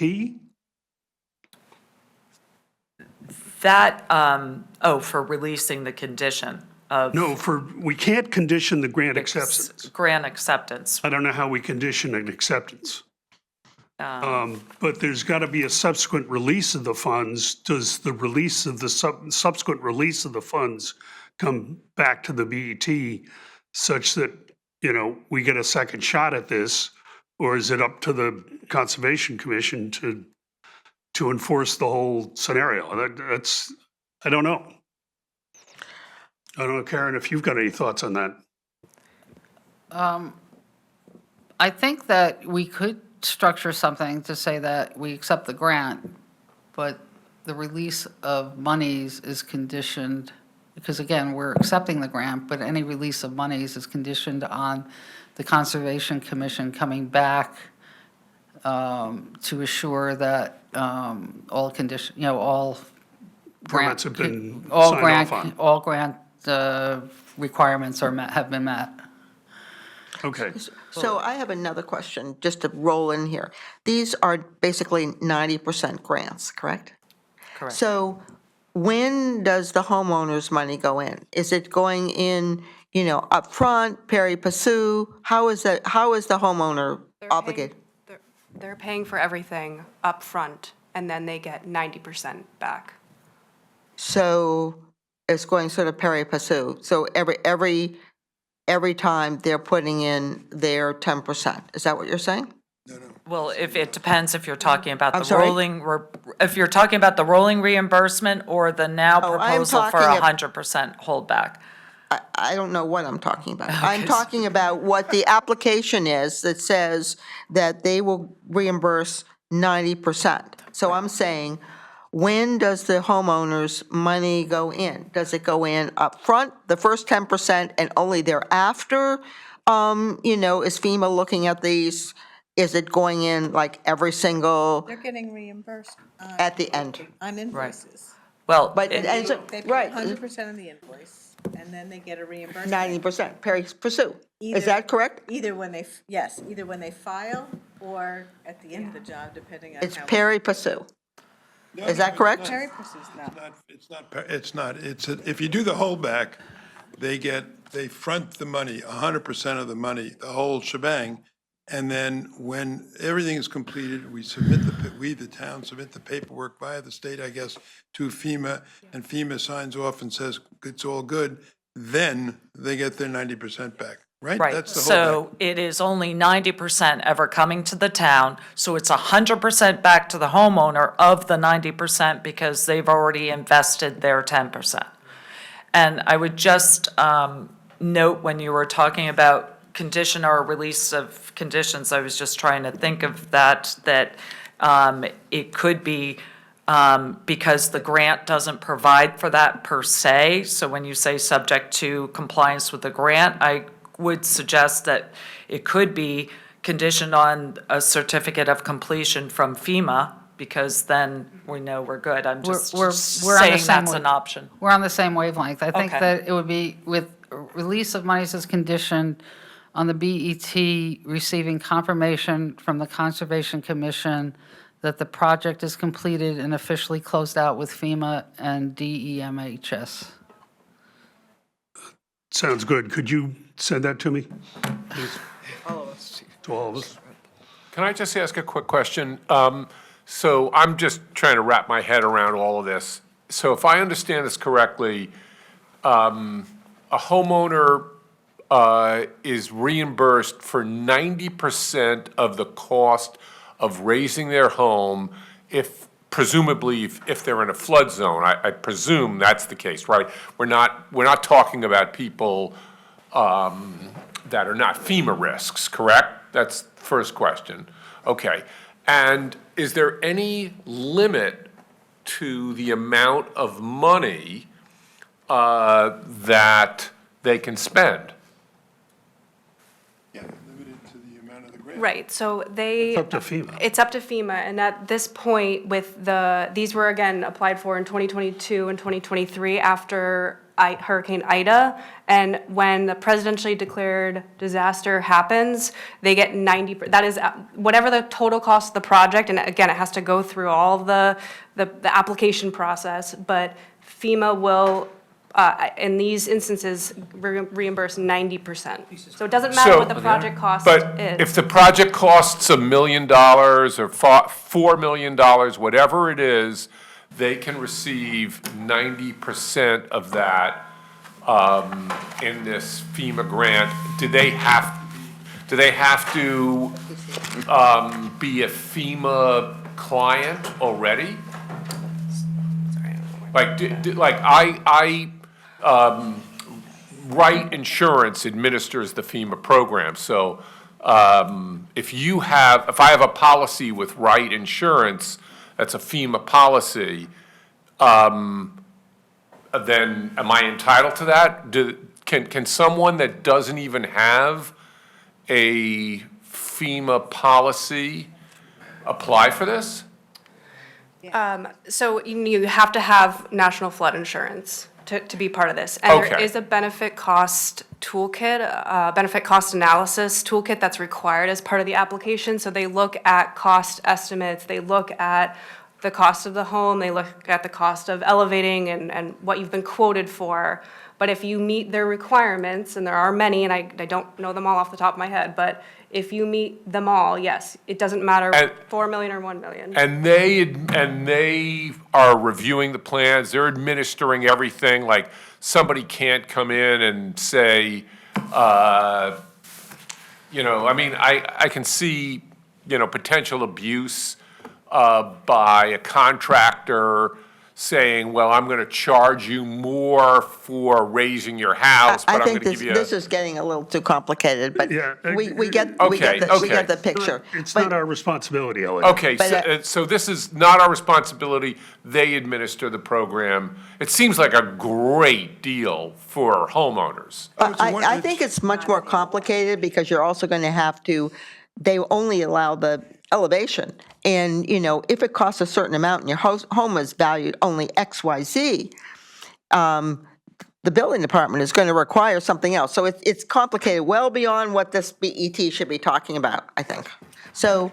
But I think we have a solution in hand, and so I would make a motion, if I could, Madam Chair. Okay, yes. That we approve the receipt of the FEMA grants my lawyer friend Karen will correct what I say here, contingent upon 100% holdback of funds to the homeowners until the Conservation Commission confirms to the BET that conditions of completion have been received from FEMA. Is that right? Yeah, I would just. No. It's accepting the grant right now is contingent. Can I suggest that? No, you're accepting the grant without condition, but the release of funds to the homeowner is conditioned on the BET receiving confirmation from the Conservation Commission that the project is completed and officially closed out with FEMA and DEMHS. Okay, so Karen. Excuse me. I'm just sending it. I'm sorry, I'm the chair. So Karen, would you please, if you haven't already emailed that to each of us, and David is going to make that his motion. But the only thing I think we should do, in addition to that, Karen, is identify that of the amount approved here, the FEMA grant, the awarded amount for Apple Tree Lane is $620, whatever it is.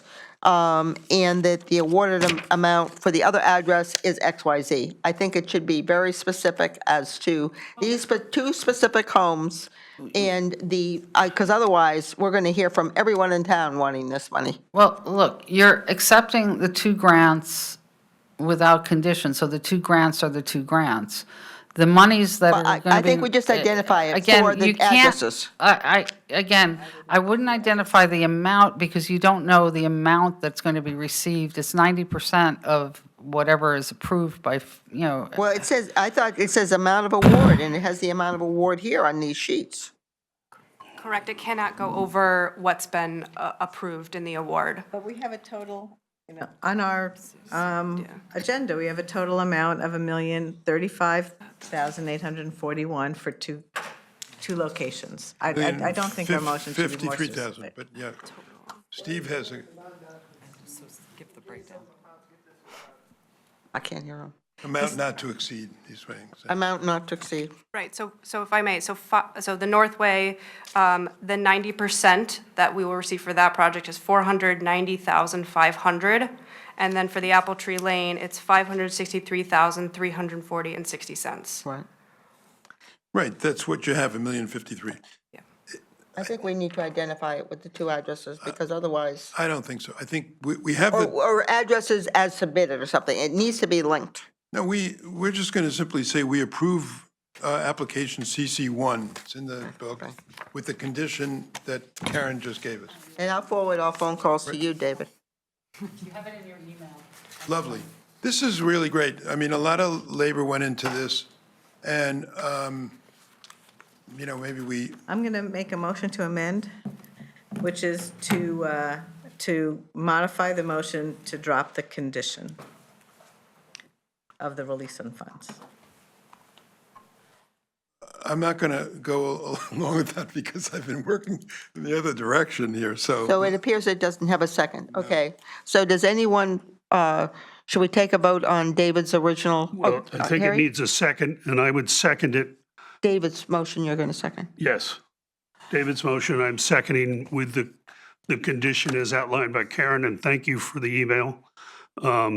That, just so everybody's clear on it, the grant is accepted without condition. Release of FEMA funds to the homeowner is conditioned on the BET receiving confirmation from the Conservation Commission that the projects, I believe it should be, are completed and officially closed out with FEMA and DEMHS.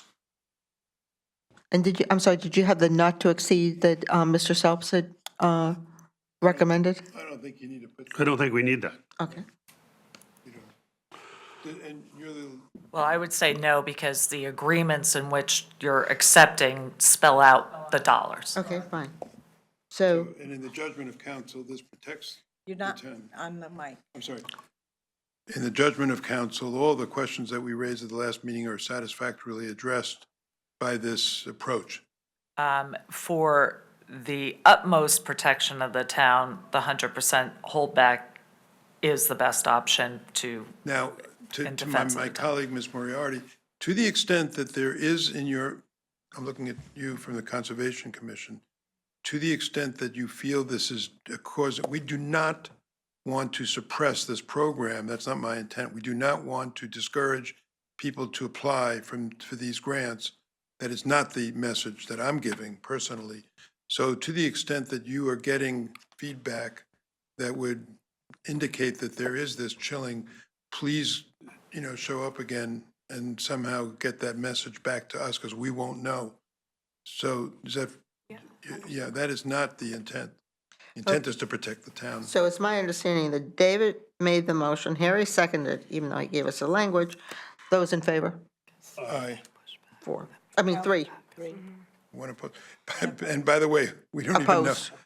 Just an ad lib off the So, record. so that motion has passed 3-1-0. And Harry, or David, was this routine or non-routine? I think it ought to be non-routine. I think it should be non-routine too. David? Actually, It was your motion. I think it's routine, but Chair, these poor people have been dragged Harry, back. you and- wanted routine? David made the motion as routine. I think the balance of the, I'm sorry, but the BET deserves to hear about this, I think, because it's a new initiative, and let people have questions as they can, so. Well, the Sorry. FEMA is not new. This is not Oh, new. the indemnification. So you will have to come on, the date, Harry, is like the 27th or something of March? 26th? Of February? Oh, February. February 24th, if I February may. I 24th. know there's a conflict. I have my wetlands agency meeting that same night at 7 PM, so. So is it possible to go first on you start at 6:30? Yeah, we could put this up as the first item on the agenda at 6:30. Thank you. And Right. it And if shouldn't she take, has to excuse herself, if it continues past, half an hour or 25 minutes, I can continue. No, hopefully we will convey yeah, I think this we could do it. within our caucuses. Oh, okay, so I think it's time to move on. So thank you, everyone. Thank you. Thank you both. Right, absolutely, thank you. You'll never speak to me again. So, Chief Hebe, would you like to come to the table? I'm not sure if we set up a special meeting or not. I Yeah, think we already did. So anyway, we'll cancel our special meeting. So, welcome.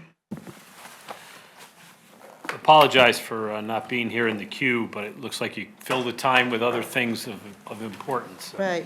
So, Every month on your bill, your phone bill, you get a 911 fund, and that amount goes to the state. And then every quarter, the state issues an amount to agencies based on their call volume in the 911 center.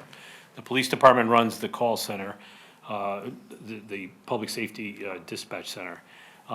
We've used this fund in the past for reimbursement of salaries, and renovation of the 911 center. So the current request is to accept the grant for $61,874, and this amount will be used to cover payroll. We currently have 3 open positions in dispatch. We will soon have a 4th. We have 2 dispatchers in training who are not yet able to fill positions, so we have considerable amount of overtime that looks like to cover for that. And we will have, we have a current list of remains of 9 candidates for dispatcher, so we're hoping to hire 3 or 4 off of that list very shortly. So this $61,874 can only be used for expenditures relating to the 911 center, and this is an appropriate use of that money. so I'm sorry, but the 61,874 has already occurred, is that correct?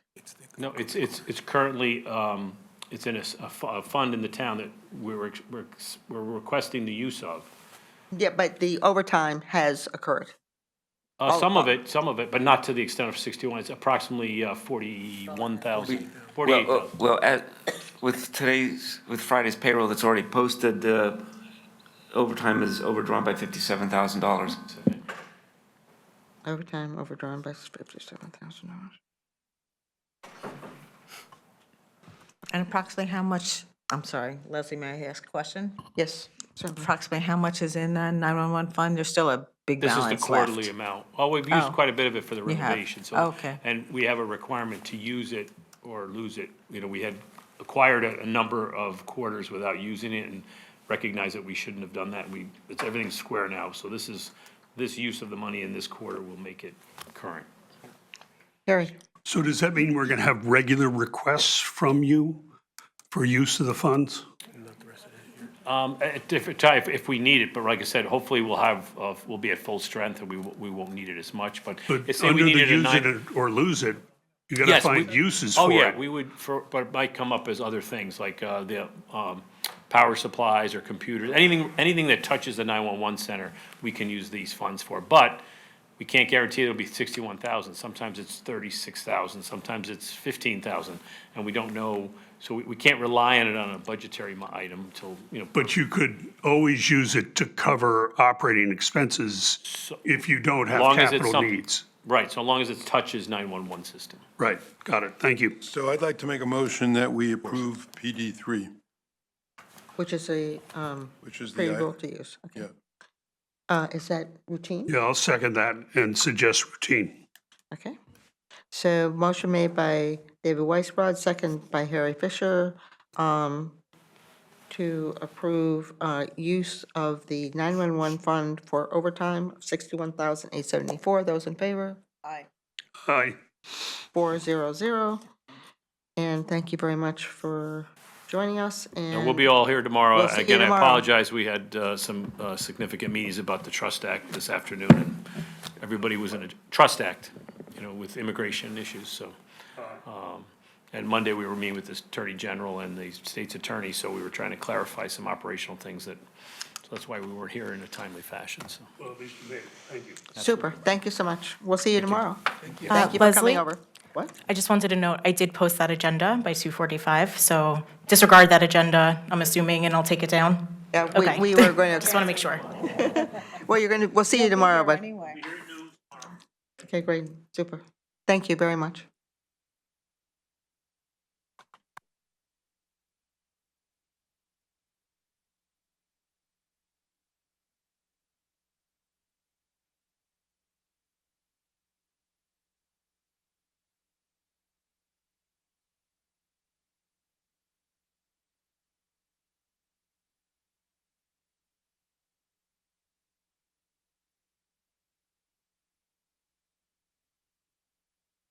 Land use, we're just going to also defer. It hasn't been taken up by HR, and there were also quite a few mistakes in the, things that need to be fixed. So if we need to, we can set up a special meeting or have them come on March 6th, whichever accommodates them after the HR committee meeting.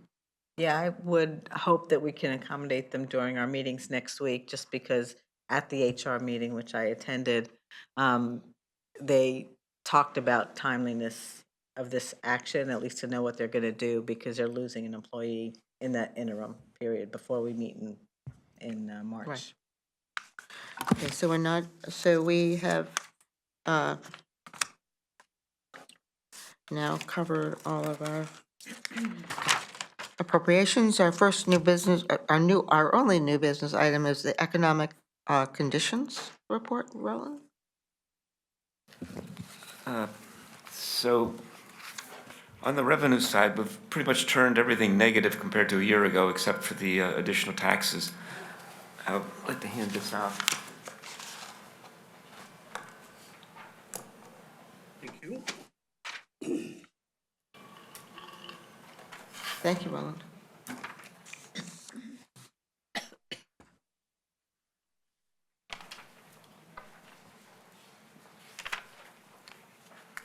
You have one for the expenses too, or? No, just this is first part of the economic So- condition right here. So the first three columns is the 23-24 actual, in which these 7 revenue items contributed $9.7 million toward fund balance, being higher than what we had budgeted. Now, when you look at 24-25, even if we've gotten all of that, even if we get all of that this year, we're actually 1.6 behind creating fund balance because we increased the budget by $1.6 million year over year. And if you look at year-to-date actuals this year compared to last year, we're down almost $2 million. So at least as of the end of January, we're not trending very well in terms of being able to replace as much fund balance as we were using in this year's budget, which I believe is $23 million. Okay. Do you expect that to reverse itself at the end of the year, or is it going to? Can't say. Could building permits suddenly take off and conveyance tax? I don't know. As far as the expense side.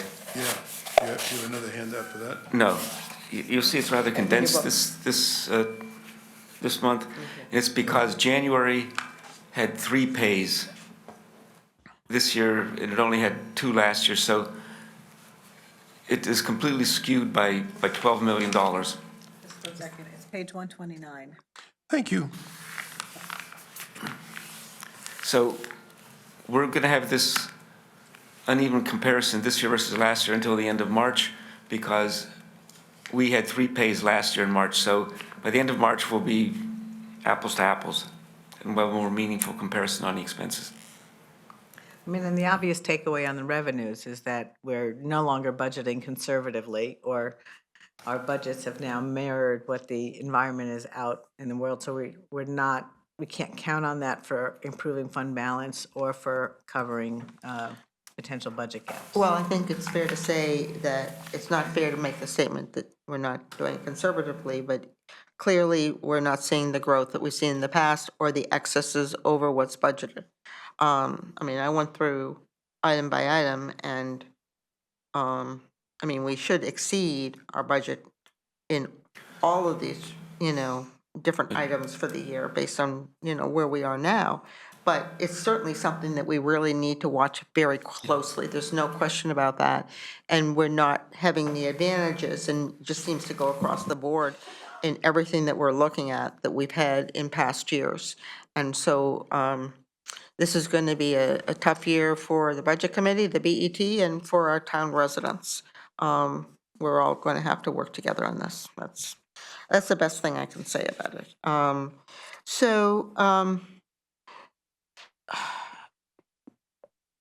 You know, again, maybe, and we can ask the fire marshal, or, you know, the fire chief tomorrow. They attributed the decline, substantial decline in the fire marshal plan review to date because they're doing more town projects rather than commercial projects? What he I said, mean, they're doing almost the same level of reviews. Right. But unfortunately, the reviews that they're doing are for town projects and not private ones that we would get paid for. Right. Again, that's what I thought. And then another one, you know, and again, perhaps I didn't look at, well, I did look at this because I had, but I didn't ask the question yesterday.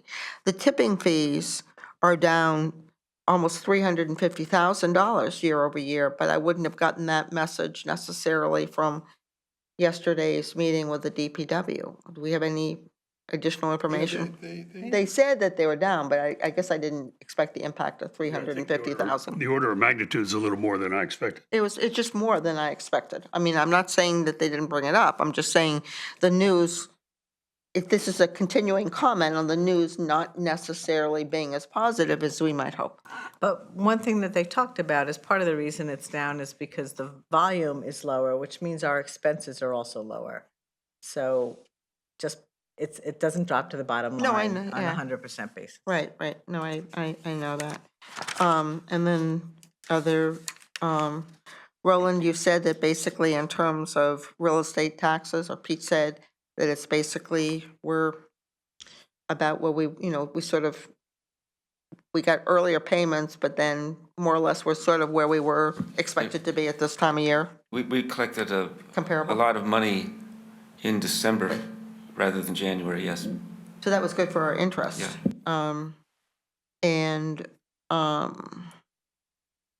So I'm just looking to see if I had any other notes here that,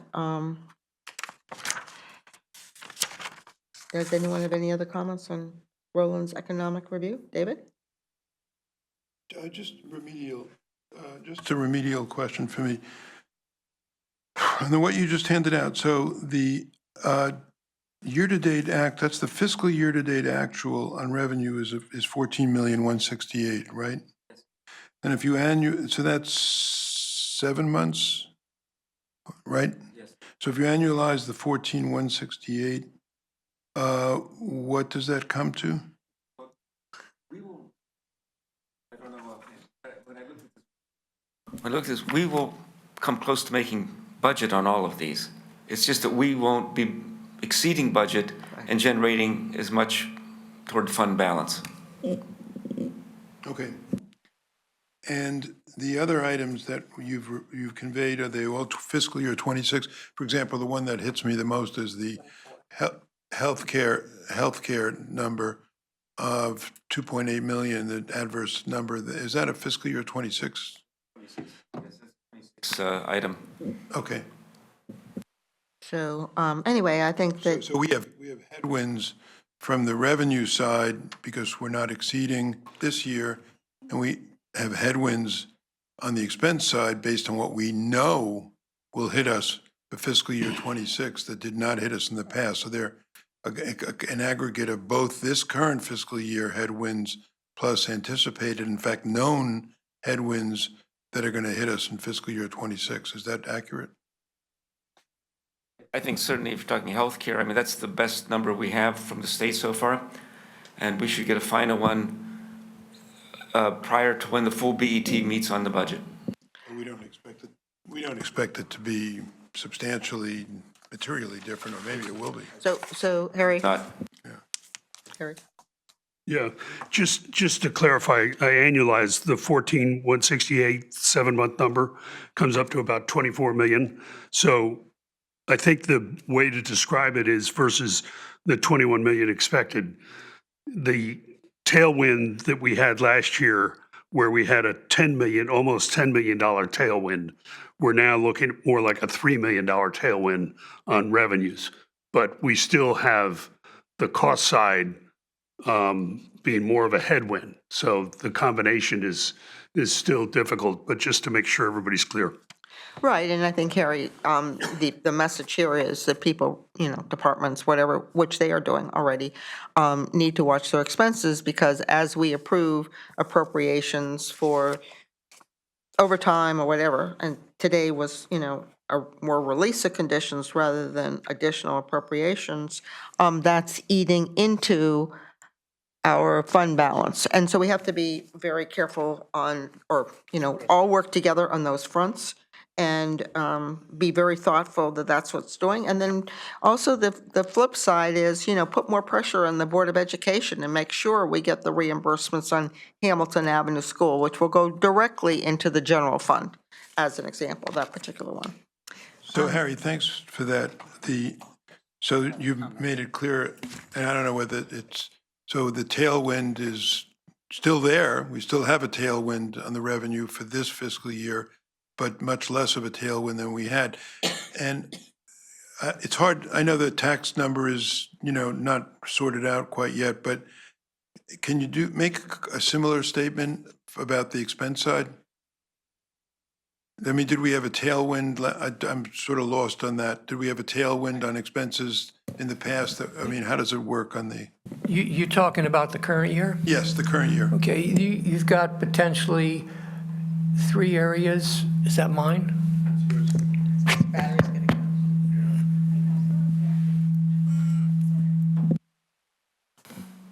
Can you hear me now? It works better if you're closer to it, I think. Number one, Mr. Michael came before you and talked about the snowstorms occurring at night on the weekends and holidays. You're probably going to get a interim appropriation potentially in the overtime area. I know traditionally they replenish the salt and some of the sand in the summertime. So you're potentially looking at an interim appropriation from Public Works from all the snowstorms, which are continuing. He made that statement yesterday. Number two is Charlie was here, so you've got the potential for the overtime shortage from the fire department. The biggest one that's out there, which we never know until it's too late when I try to predict fund balance, is what's coming from the Board of Education. So there's at least 3 areas where we're going to be short, and you're going to have, traditionally we always have interim appropriations every year. This year, they could be exacerbated by the fact that you have the snow for the first time in maybe 10 years or more. It's long, it's years. I'm talking about the shortfall. Shortfall. Yeah, and we've had the overtime before, and the police, actually, when we expanded some of the safety patrols, we've had that before. But we don't know at this point what's coming from the public school system. But if you did a crude analysis, basically just annualizing where we are, I guess that would simply be a function of the interims that you've had, and then looking at new interims. And I expect Pete will be doing that as we move along the budget process. So Yeah, no, I know. It's very timely. If I could put this all together, Yeah. one of the dangers of using fund balance at the level we use is 23.8 or 23.5, whatever it is. You need substantial surpluses in the revenues and combined with the expense side. We've been able to replenish fund balance ever since we've been using it. And I'll go into detail because I have a slide on that tomorrow from going back 10 years. This year is trending poorly. I don't know if it's not trending well in both the revenue and expense side compared to prior years. Right, so that's what you've delineated on the revenue side, and Harry said it well, our tailwind is 5 million less roughly than it was last year, still having a tailwind. On the not as- expense side? On the revenue side. Okay, yeah. And then the question I'm asking is, maybe we'll cover it tomorrow with the fix, I don't know if we will.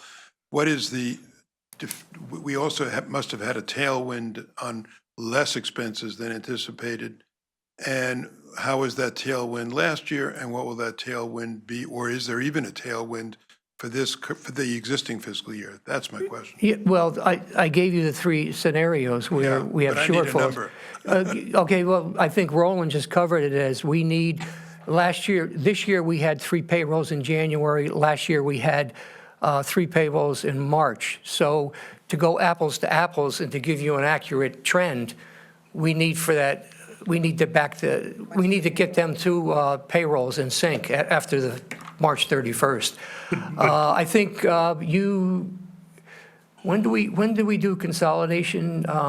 We probably are not going to, it'll be at the BET level, not the Budget Committee level, where we can use accurate fund balance projections. So, when I went to the credit rating agencies, I said we would be break even. It's right now we're starting to trend less than break even, maybe $1 or $2 million. So we'll see how it's going. So this is a time to send out talk to everyone and make sure that we're balancing, making sure we're delivering the budget, but making sure that people understand that we need to be very careful about any kind of additional appropriations. I think that's the, nicest way of saying it. I know Leslie had her hand up. The issue is covered. I'm sorry? Oh, the issue is covered. Okay.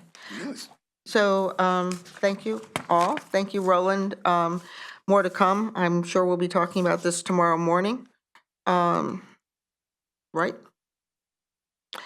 So, The answer is yes. You actually started to touch on a bunch of areas. I was going to talk about tip and fees. I was going to talk about the fire department plan reviews. So we started to cover some of my presentation, but I'll repeat them when there might be additional BET members here. So and also public. We'll go over them again tomorrow morning. And also public that would be not necessarily tuned in now for this, but that would be coming to, or on the TV to listen to your presentation tomorrow morning at our Department Day meetings.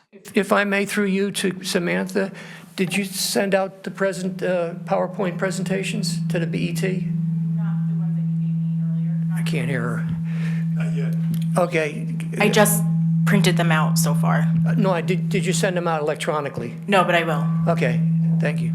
Thank you very much. Thank you, Pete, and thank you, Roland, very much. Very much appreciated. So now we're going to move to old business, and we have Green Skies Solar. It's listed here as an update, and we have our two esteemed persons that have been working on this. Our town administrator, Kate Bush, and our town assistant attorney, Abby Wadler. So, I think we're here to really discuss this and the role that the BET, I don't want to use the word play, but the role that the BET has in approving agreements and financial agreements. So Abby, I don't know how you would like to proceed, or Kate, whichever way. We did get a memo from you, and but we've all been working on this now. I think the first time we saw Abby was in December. You came. But as But a you- town, we've been working on You've this been working on it for agreement years. For years. Yeah. Years. And this is an old RFP. Yes. And then Kate's gotten involved more recently. This is something that I believe 2 years ago, maybe plus, Ben Branyan and Dan Ozesmere, Pete Minarski, did some, financial calculations. At that point, the recommendation was to purchase. Since then, we have had some detailed proposed agreements. One is a purchase and one is the first one, well, really, it's a capital lease kind of structure. There's an opinion or whatever. Kate asked and Pete got an accounting for the transaction, although it's not clear to me that in that accounting, there's been consideration of the required payments if we tried to get out of it, be it the required payment or the higher of computation of fair market value. So I think that throws a wrench in what might normally be a purchase agreement, and I did ask to make sure that CLA was looking at that aspect too. So is that a fair background, Abby, or is there? I think that's, yeah, I just wanted to update us since last time I was here. I was not on all calls, with Adam Teff, our consultant, but it was my understanding that both Kate and the Budget Committee were inclined to go with the PPA. But maybe that's not the case. Maybe it's still being considered. So what I had done was I had moved forward with both the purchase agreement and the PPA as I was instructed to sort of finalize those documents. I think we got, which is basically a final document. We had numbers filled in. We had a few changes made substantively.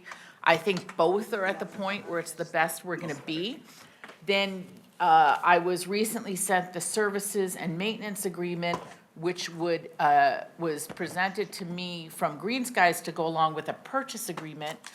I have not had a chance to thoroughly review it yet. There are going to be some issues with it. And I know that we had discussion at Law Committee this morning that perhaps a similar maintenance agreement might apply to the PPA, should we go with that. But I'm here also to get information, to see what the interest is and what the outstanding questions are. So I'm just going to clarify something. It is true that I talked with Elliot, which at our last Budget Committee meeting, Elliot declared himself the master of PPAs. And then, and so I talked with Matt, and then Elliot and Matt and I got together, sort of whatever. And I think Elliot felt that, or asked if we could talk with Adam to talk about the details of the PPA. And so there was a conversation, and Kate certainly was asked to participate and participated. But I don't think any kind of, that was really to talk, some discussion. And also, I requested a copy of the maintenance agreement because what I saw was really nothing that I would delineate as the details of what we would expect, whether we were purchasing or whether we were doing a lease kind of structure, PPA, whatever we want to call it. So it's my understanding, and I have not participated, that since then there were discussions perhaps with Kate and Matt and the EMAC committee, and that's kind of where the decision came out of. I'm not aware of those. I just, how I learned about that decision actually being made before there was a financial decision made on what we would do was from a memo from Kate that came out, I believe, day before yesterday. But I still think there are, my own opinion is, there are many questions. However, this board or the town decides to proceed, I would expect much more diligence to be done. And I'm happy to talk about it further. We talked a little bit in Law Committee, and, I think that Stephen Phelps is very far away over there. Stephen, can you move a little closer? But certainly he also had some opinions there, and he has no microphone. So I just want to make sure that the town is looking at all of the issues that's, it needs to do. But no, I was not involved in any kind of decision at all or anything like that. And quite frankly, to the best of my knowledge, but I don't know, and they may have been involved. I'm not aware of other Budget Committee members, but they could have been involved. Okay. No, I just want to know I want to be clear where we are. I want to let you know how I proceeded since the last meeting. I will tell you that I think, David, you had raised the issue of going to the RTM. I do think that's, at our last budget meeting, if I recall, I do think that's appropriate, since there is an indemnification clause in the PPA, if we go with that way, even though there is insurance associated with it. You know, that's the law department's position on that, just in terms of process. The agreement, which I'm sorry. No, no, go ahead. Oh, the agreement which I sent, which has some red lines, is, you know, basically, I think, in a good place, or the best place we're gonna get with them. As you know, this has been negotiated for years. It's not ideal, it's not everything we want, but it's legally acceptable. A few changes were made after comments from the last law committee meeting and the last budget committee meeting. So what's before us is what precisely is? So what's before us is discussion of whether the BET and Budget Committee should have any input into what I will call a purchase or a PPA decision. Is this a financial decision?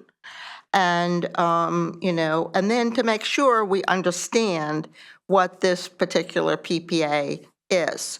Now, Leslie, what is the purchase price for this? Or can Kate, or was 531. To purchase it, the system is about $515,000. 515, that's what I thought. But, I'm sorry. If I might, after the last, or at the last BET budget meeting where we came and discussed this, I was directed to have a meeting with Matt Deschamps. Right. And I did so with members of By the David, not EMAC, by me.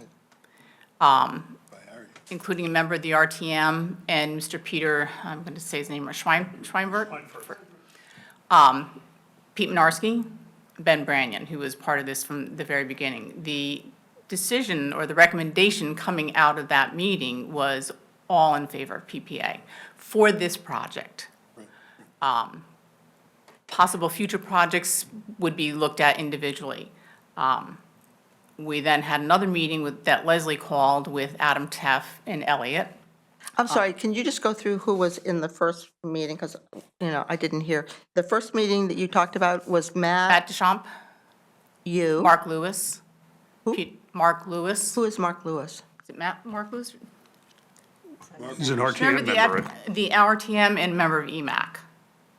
Okay, I'm sorry. I just didn't recognize the name. Peter Minarski and Ben Branyan and myself. And we spoke, and we had Adam on the phone. Okay. We discussed it at length. And the recommendation coming out of that was moving forward with the PPA. The PPA does not require an appropriation, so there is some question as to whether or not it requires BET approval. Yeah, that's why I asked the stupid question, what's the request? Because I'm not sure you do need, I'm glad you came to the BET, I think that was right. And just cutting to the heart of it, I'm inclined to go at this point, based on things I've picked up and heard, I am inclined to go along with the PPA. You've got the right group of people involved. It wasn't me, I have no authority to do anything, but I believe Harry did ask Matt to sort of weigh in on behalf of the BET, or as one member of the BET. I think Matt has done that.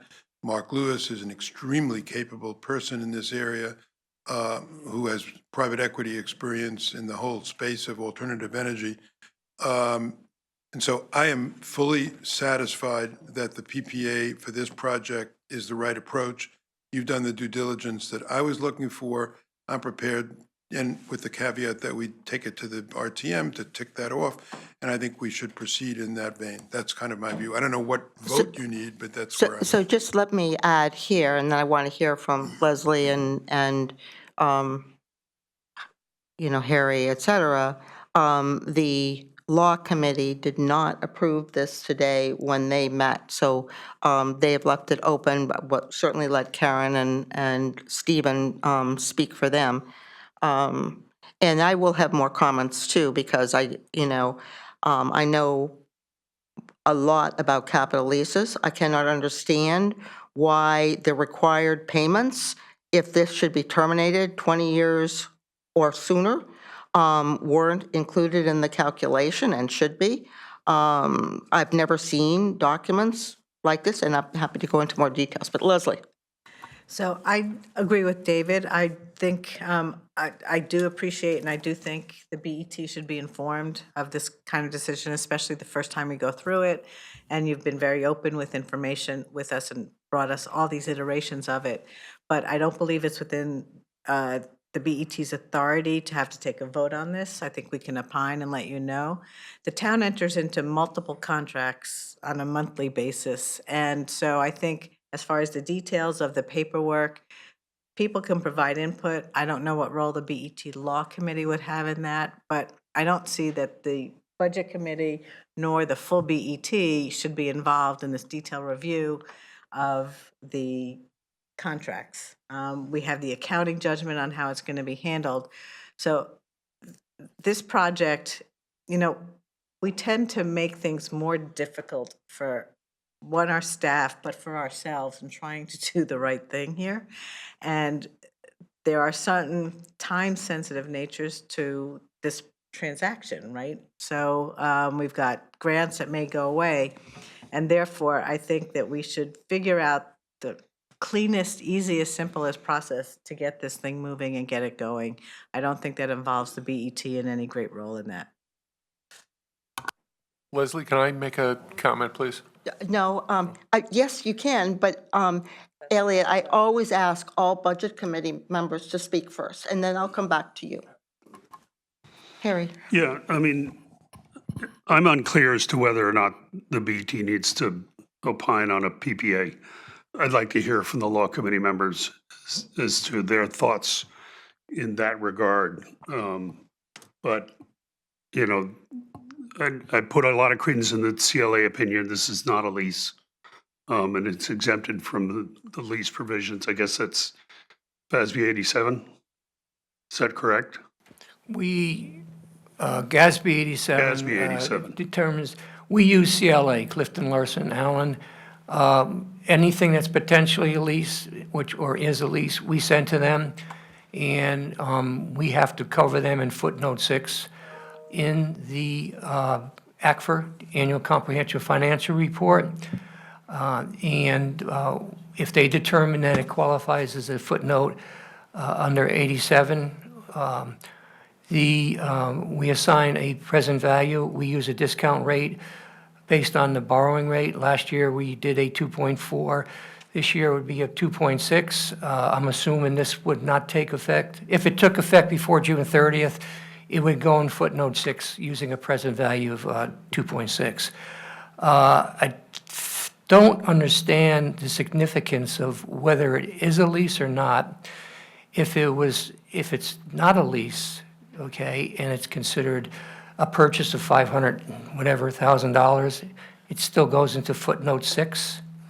It gets depreciated, whether it's showed up as a fixed asset with the depreciation over 20 years, or if it's GASB 87, it has a immaterial impact on the financial statements, almost ineligible. You couldn't find it. When you're talking hundreds of millions of dollars, it gets lost, that kind of thing.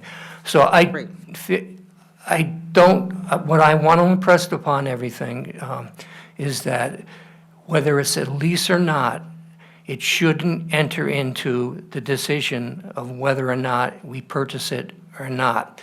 And I want to clarify a statement that you made earlier. Ben Branyan came to Dan Oz as mayor, myself and Roland. You were part of this, right, a year and a half ago? When we spent a lot of time on this, looking at, I believe it was Titan, there was a lot of analysis. It was Titan, I believe. There was pros and cons for all. You made a statement that I said I recommended. Did you make the statement I recommended a purchase? No, I didn't make the statement that you did. I did hear. I did not. Certainly from Dan that the recommendation was a purchase. That's the only, was- but I don't know who was, he did the numbers. That's all. I could be incorrect, but maybe Roland remembers, because of the pros and cons and because it was not going anywhere, we did not definitively opine on whether a purchase or not. what I vividly remember from Dan Osismere was, we saying, we're gonna be starting to look at these as they come along, and we wanted to set a policy on how to handle this going forward, and we walked away with it in my mind. And Dan might have decided that purchase was the best, that we couldn't set a policy because and you got a perfect example here. Every case is different, okay? There's too many facts that differ, whether it's Central Middle School or Greenwich, et cetera, whether it's obsolescence of the product, the economic conditions, et cetera. But I don't recall recommending a purchase agreement. Kate's correct, is when we collectively met, when it was Peter, Ben, and Matt, and the fellow from the RTM, we collectively put our pros and cons together, and we decided on the PPA, the purchase agreement. Thank you, Pete. I'm sorry, did you say you would like to hear from the law committee? Well, I don't know if the law committee would like to opine onto whether a PPA needs to come before the BET. But before we do that, because I did call in Elliot, I would like to. However you want to do it, it's I'd like fine. to talk to, have Elliot talk and then do that. I mean, we'll follow up, just because I hit Elliot. Sure. Just putting aside the legal issues for the moment, I think it is important to recognize that sort of a tidbit here is that because we have been negotiating this contract for a few years now, Green Skies put in place a 6.7 per kilowatt hour charge, and they haven't increased that charge, even though electric rates have risen generally, and their own costs to install this may have also likely risen. So they've held by their deal, which frankly is more attractive, as we sit here today than it was when they first contemplated this a couple of years ago. The other thing I would say is, on the one hand, and I made this comment with Leslie Tarkington the other day, and I thought that was a very useful get-together and discussion of the issues. So in the sort of purchase versus lease decision, lease being a power purchase agreement, it's always going to be cheaper for us to buy a system than it is to engage in a power purchase agreement, superficially. And what I mean by that is, no one can borrow money at a lower rate than the town of Greenwich, almost literally, right? No one can borrow money, and so if we can borrow money at a lower rate than Green Skies can, then we're going to be able to buy it more efficiently. But that, I think, is superficial. It's not. It doesn't incorporate the entirety of the agreement, and I think here that from the town's vantage point, the town has less risk involved in that we have sort of hedged our bets because we know what our cost of electricity is going to be. It's a lower risk transaction. So certainly for the first transaction, I think it's a preferential way, a preferential decision for us because we have a lot less risk involved. The maintenance requirements is on their back, right? If the system doesn't work, we're still buying power at 6.7 cents a kilowatt hour, fixed for 20 years, right? This is a different situation, and I know people are sensitive to the geothermal problems we've had. If something breaks and it doesn't work, it's not on our back. And I think it's a great way for us to get involved in this technology and and I would highly recommend that we pay close attention to how the system delivers once it is installed. But from a financial point of view, I think it's the clearly preferential way to go. Again, putting all the legal issues aside. So I just want to add to the financial part of it, though. What makes this different from your normal power purchase agreement is, first, I think you're relying, well, I think we agree, I don't mean to differentiate. We're relying that Green Skies can deliver that rate.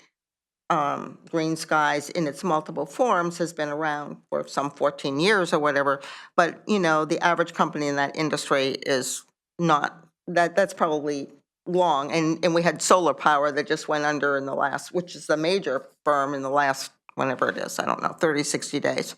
But what to me differentiates this agreement is the requirements for quote early termination, and the fact that you can't get out of this unless you pay those fees. And it's it's an attached Schedule 4 or whatever.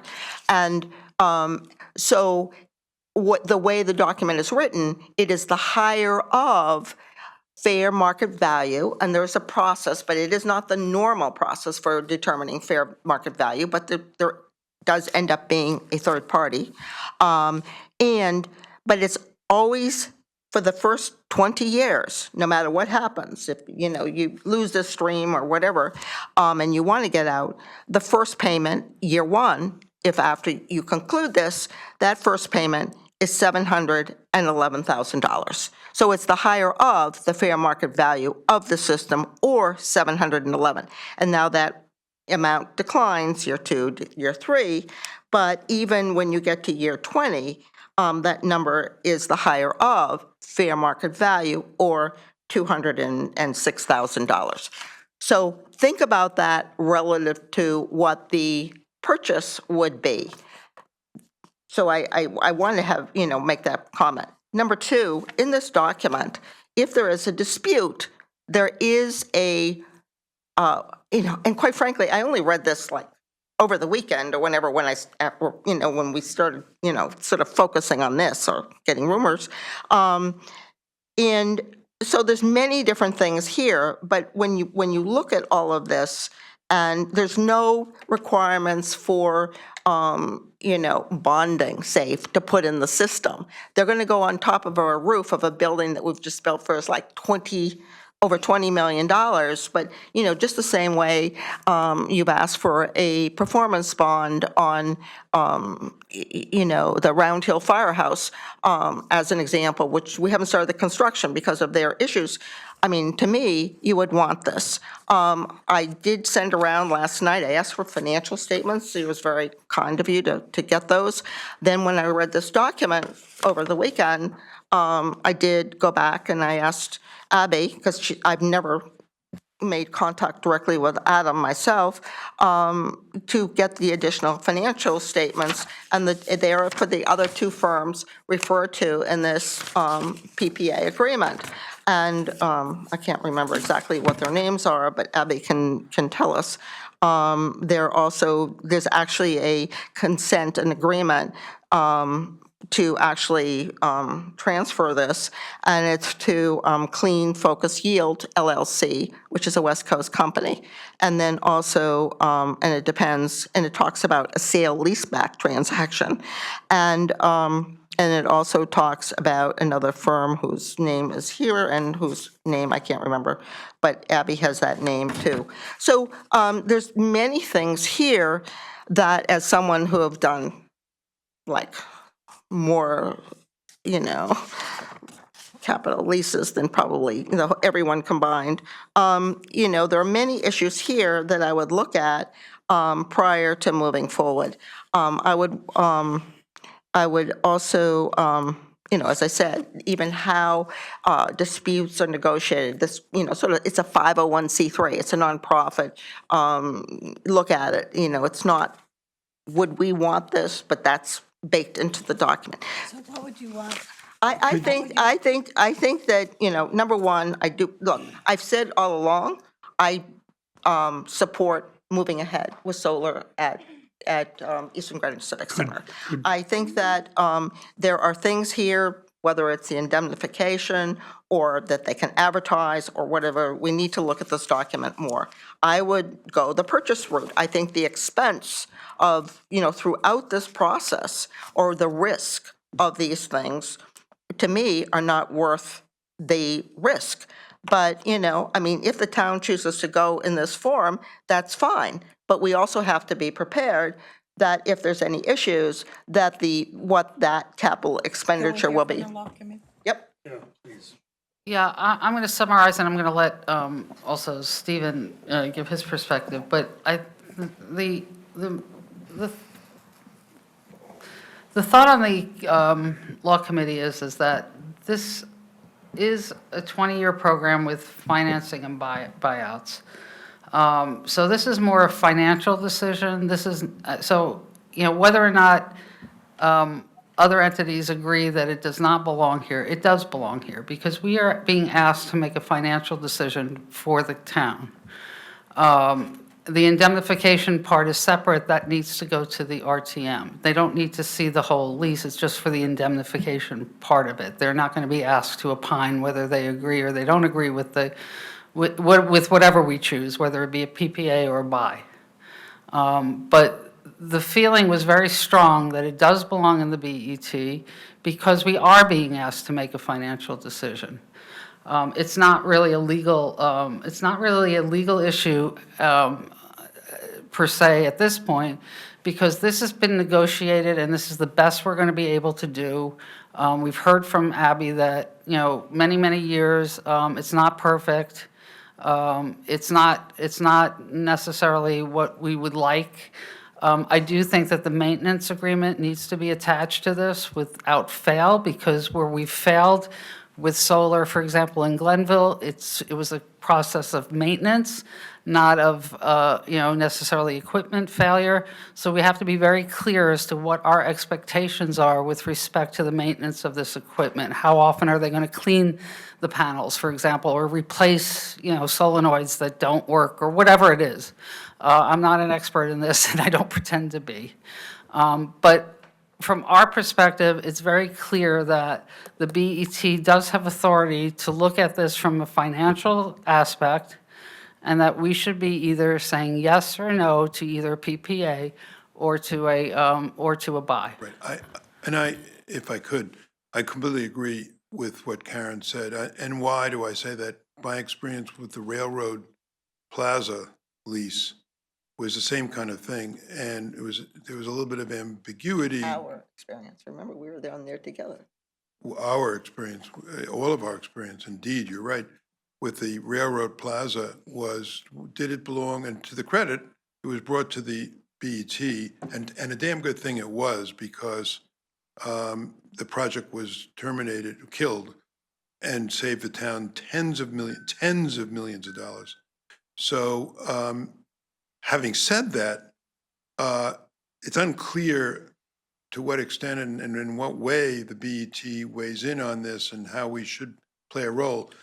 It isn't intended, and it shouldn't be, to create a roadblock that stymies these innovations and so forth. It's to address them efficiently and so forth. I myself am very satisfied because we created a committee that did this work, and I trust the people on that committee. They've made that evaluation, and so I'm comfortable. But there are 11 others on the BET. They may feel differently, and that's fine. But I think we should deal with it efficiently, move it forward, and hear all the voices and go from there. Yeah, I mean, I think the only decision this board needs to make is whether we lease or, we enter into a PPA or we buy. Right. I mean, and then whatever flows from that, whatever agreements flow from that, I mean, I think we're satisfied that whatever the agreements are, that's the best we're going to be able to do Right, and with, so except it for the doesn't have- maintenance part of it, which I think needs to be looked at because Abby even said that she hasn't had time to look at it.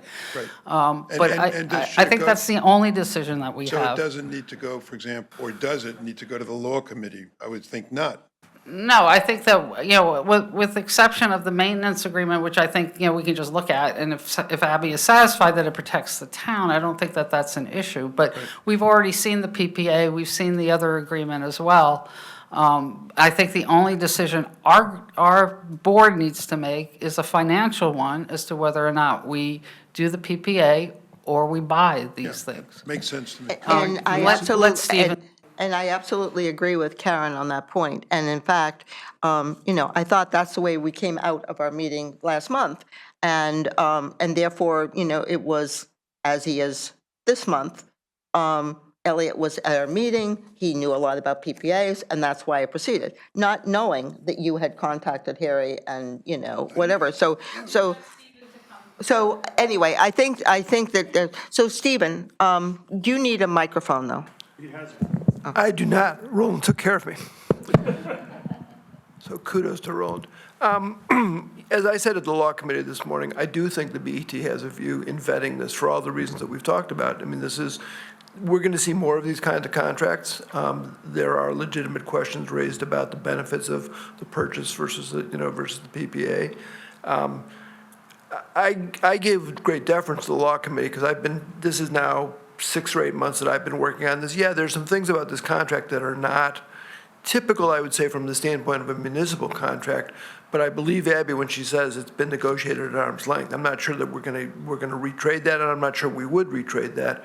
But I do think that this board has an important role deciding this because these are, the technology is changing and we're going to be doing more of these. So I absolutely think we had a role in saying that.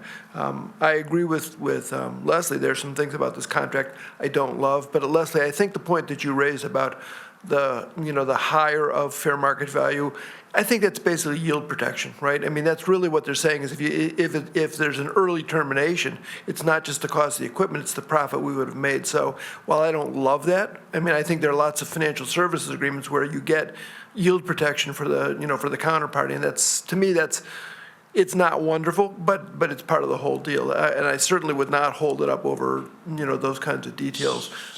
So, because I have a 4 o'clock deadline. Okay, I just wanted to quickly add, I think that if we are in agreement that it belongs because of the finance, whether it's a buy or a PPA, I would also like to see the math on both of them to see what makes sense financially. I think that's what we're being asked to look at. We've heard, one side. I'd like to know the other side let's look at the numbers. Yeah, and part of the reason the Law Committee did not take a vote was Karen and I both felt, and I think Harry and Leslie Tarkenton were also present this morning, we thought this issue was significantly important than we thought, and I know some people have been involved. We thought that this really needed a full airing among all of our colleagues. Not everybody's been part of this discussion, and it's an important enough issue that we wanted to make sure that there was visibility to the full BET on it. Just, as far as the numbers go, Matt DeChamps has run them. He's spoken to me about it. And so I'll make sure that he's prepared to discuss that. I think anybody could give him a call and discuss it at the time. But that's not how it works, Harry. We need to know for both for the buy and for the PPA, side by side, what they are, and it should be distributed to all 12 members of the Okay, I'll ask him to distribute it. Yeah, Harry, I just suggest we do that before. Let's not I'm be sorry. contentious. I'm not trying to be contentious. I just think. No, we not you, benefit- Stephen. That was Okay. not directed at And you. I'm not trying to be so either. I just wish that you would stop with that, okay? So what are our next steps? Could I make a Okay? motion? No, you can't make a motion at this point. What are our next steps? Stephen, what are our next steps at this point? What would you suggest? I suggest, as I was about to say to Mr. Fisher, I think Matt Deschamps's numbers ought to be circulated to everybody in advance of the meeting so people can, A, look at them and B, ask questions. I know some people have already resolved those issues, but I think the full BET should take this up at its next scheduled meeting. So therefore, I make a motion. From my perspective, you can. Yeah, Abby, I think, yes, I just certainly. need to know what you're asking of the law department, because I tell you the truth, Barbara and I, we didn't think this would be an issue as to whether the BET actually needed to vote or not. There is no appropriation being requested. So we're, if you'd like us to opine on this, we're gonna have to do a little research, because it's precedent setting. But I do think there is, I mean, I would take the vote, which is what I said to Harry at the end of the, about a month ago. The vote really should be if people want, with the information, which Stephen is talking about, making sure it's distributed, same as Karen.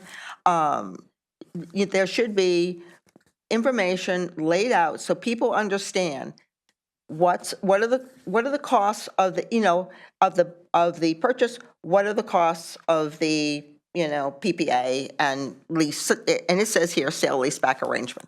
So in the legal document that everyone's being asked to sign. So what are those? And then basically I would say the advantages and the disadvantages, the risks and mitigating, and then just, and let everyone vote, the vote being, and I don't think we're ready to take a vote except unless you just say that we need to do this.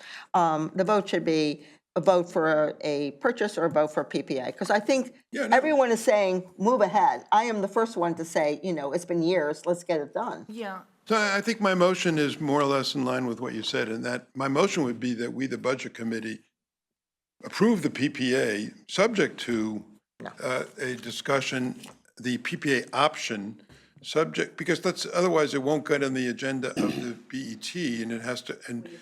No, I don't think that's needed, David, I'm sorry. Yeah, I'm I gonna don't think put we need this- I don't think we need a motion I'm either. gonna put it I on the think there agenda. can Oh, be you're gonna put it on the financial. agenda anyway, Yes. without a motion. Okay, Don't need it from the Budget Committee.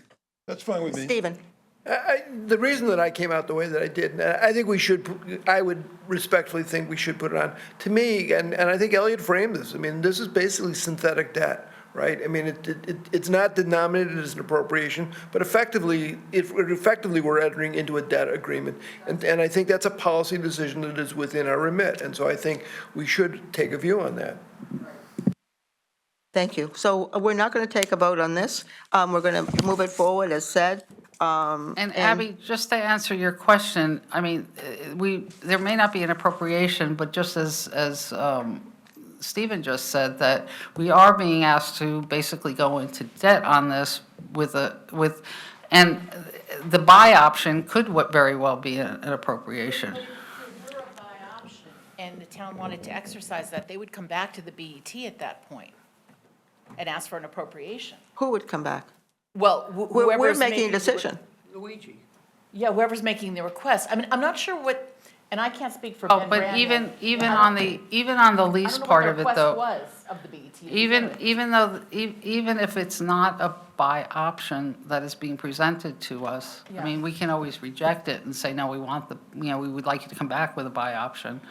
I think we need to understand the numbers, number one, but number two, we are being asked to obligate the town basically to a debt type of agreement, so it is financially impacting the town. Another perspective, though, I don't agree with that. Let me finish.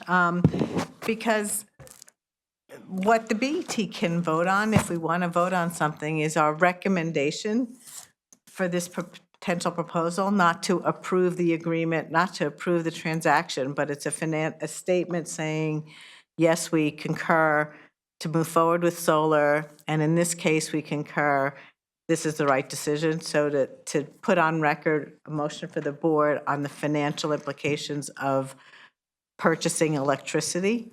I wouldn't want a motion to say we approve, something very specific about the legal agreement, the transaction structure, whatever else, because we're saying we don't have really the right to opine on that.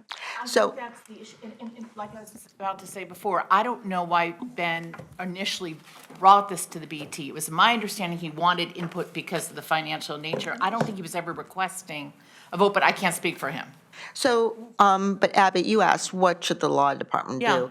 And I would just say, in the interim, until some of this gets sorted out, that you do look at the, and NK2, look at the maintenance agreement, because I think you I said you will. had some questions about it. And I think, my opinion, one person's opinion is, no matter which alternative that the town would be proceeding with, there should be an obligation for maintenance. And I think, Elliot, when we talked in that meeting, one of the things that Adam emphasized was the really importance, even with any kind of a maintenance agreement, when we ask for one. He said, you have to be involved. You have to manage these people, because otherwise you're basically, it was, you have to be involved, otherwise you're not going to be satisfied. So you have to really have the time and the energy to be focused and whatever. So I do think that at minimum, there needs to be an enhancement of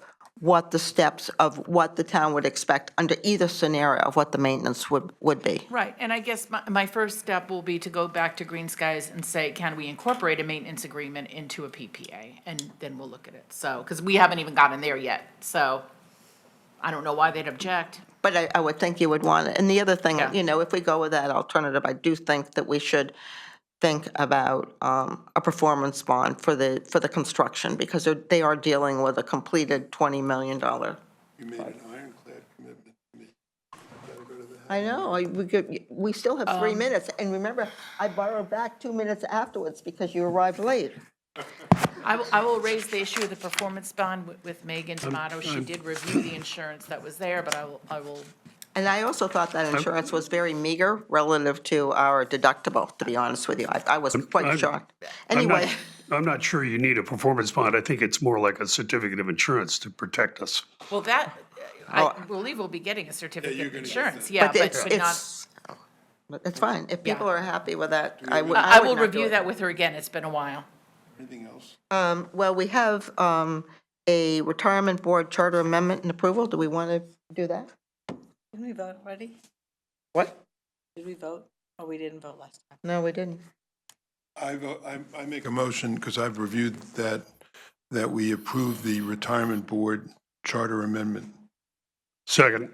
Okay, moved by Thanks, Abby. Thanks, David, Kate. second by Harry.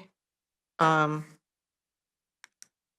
will just comment that, I would like to see the, whatever the HR department is going to approve and, or prepare.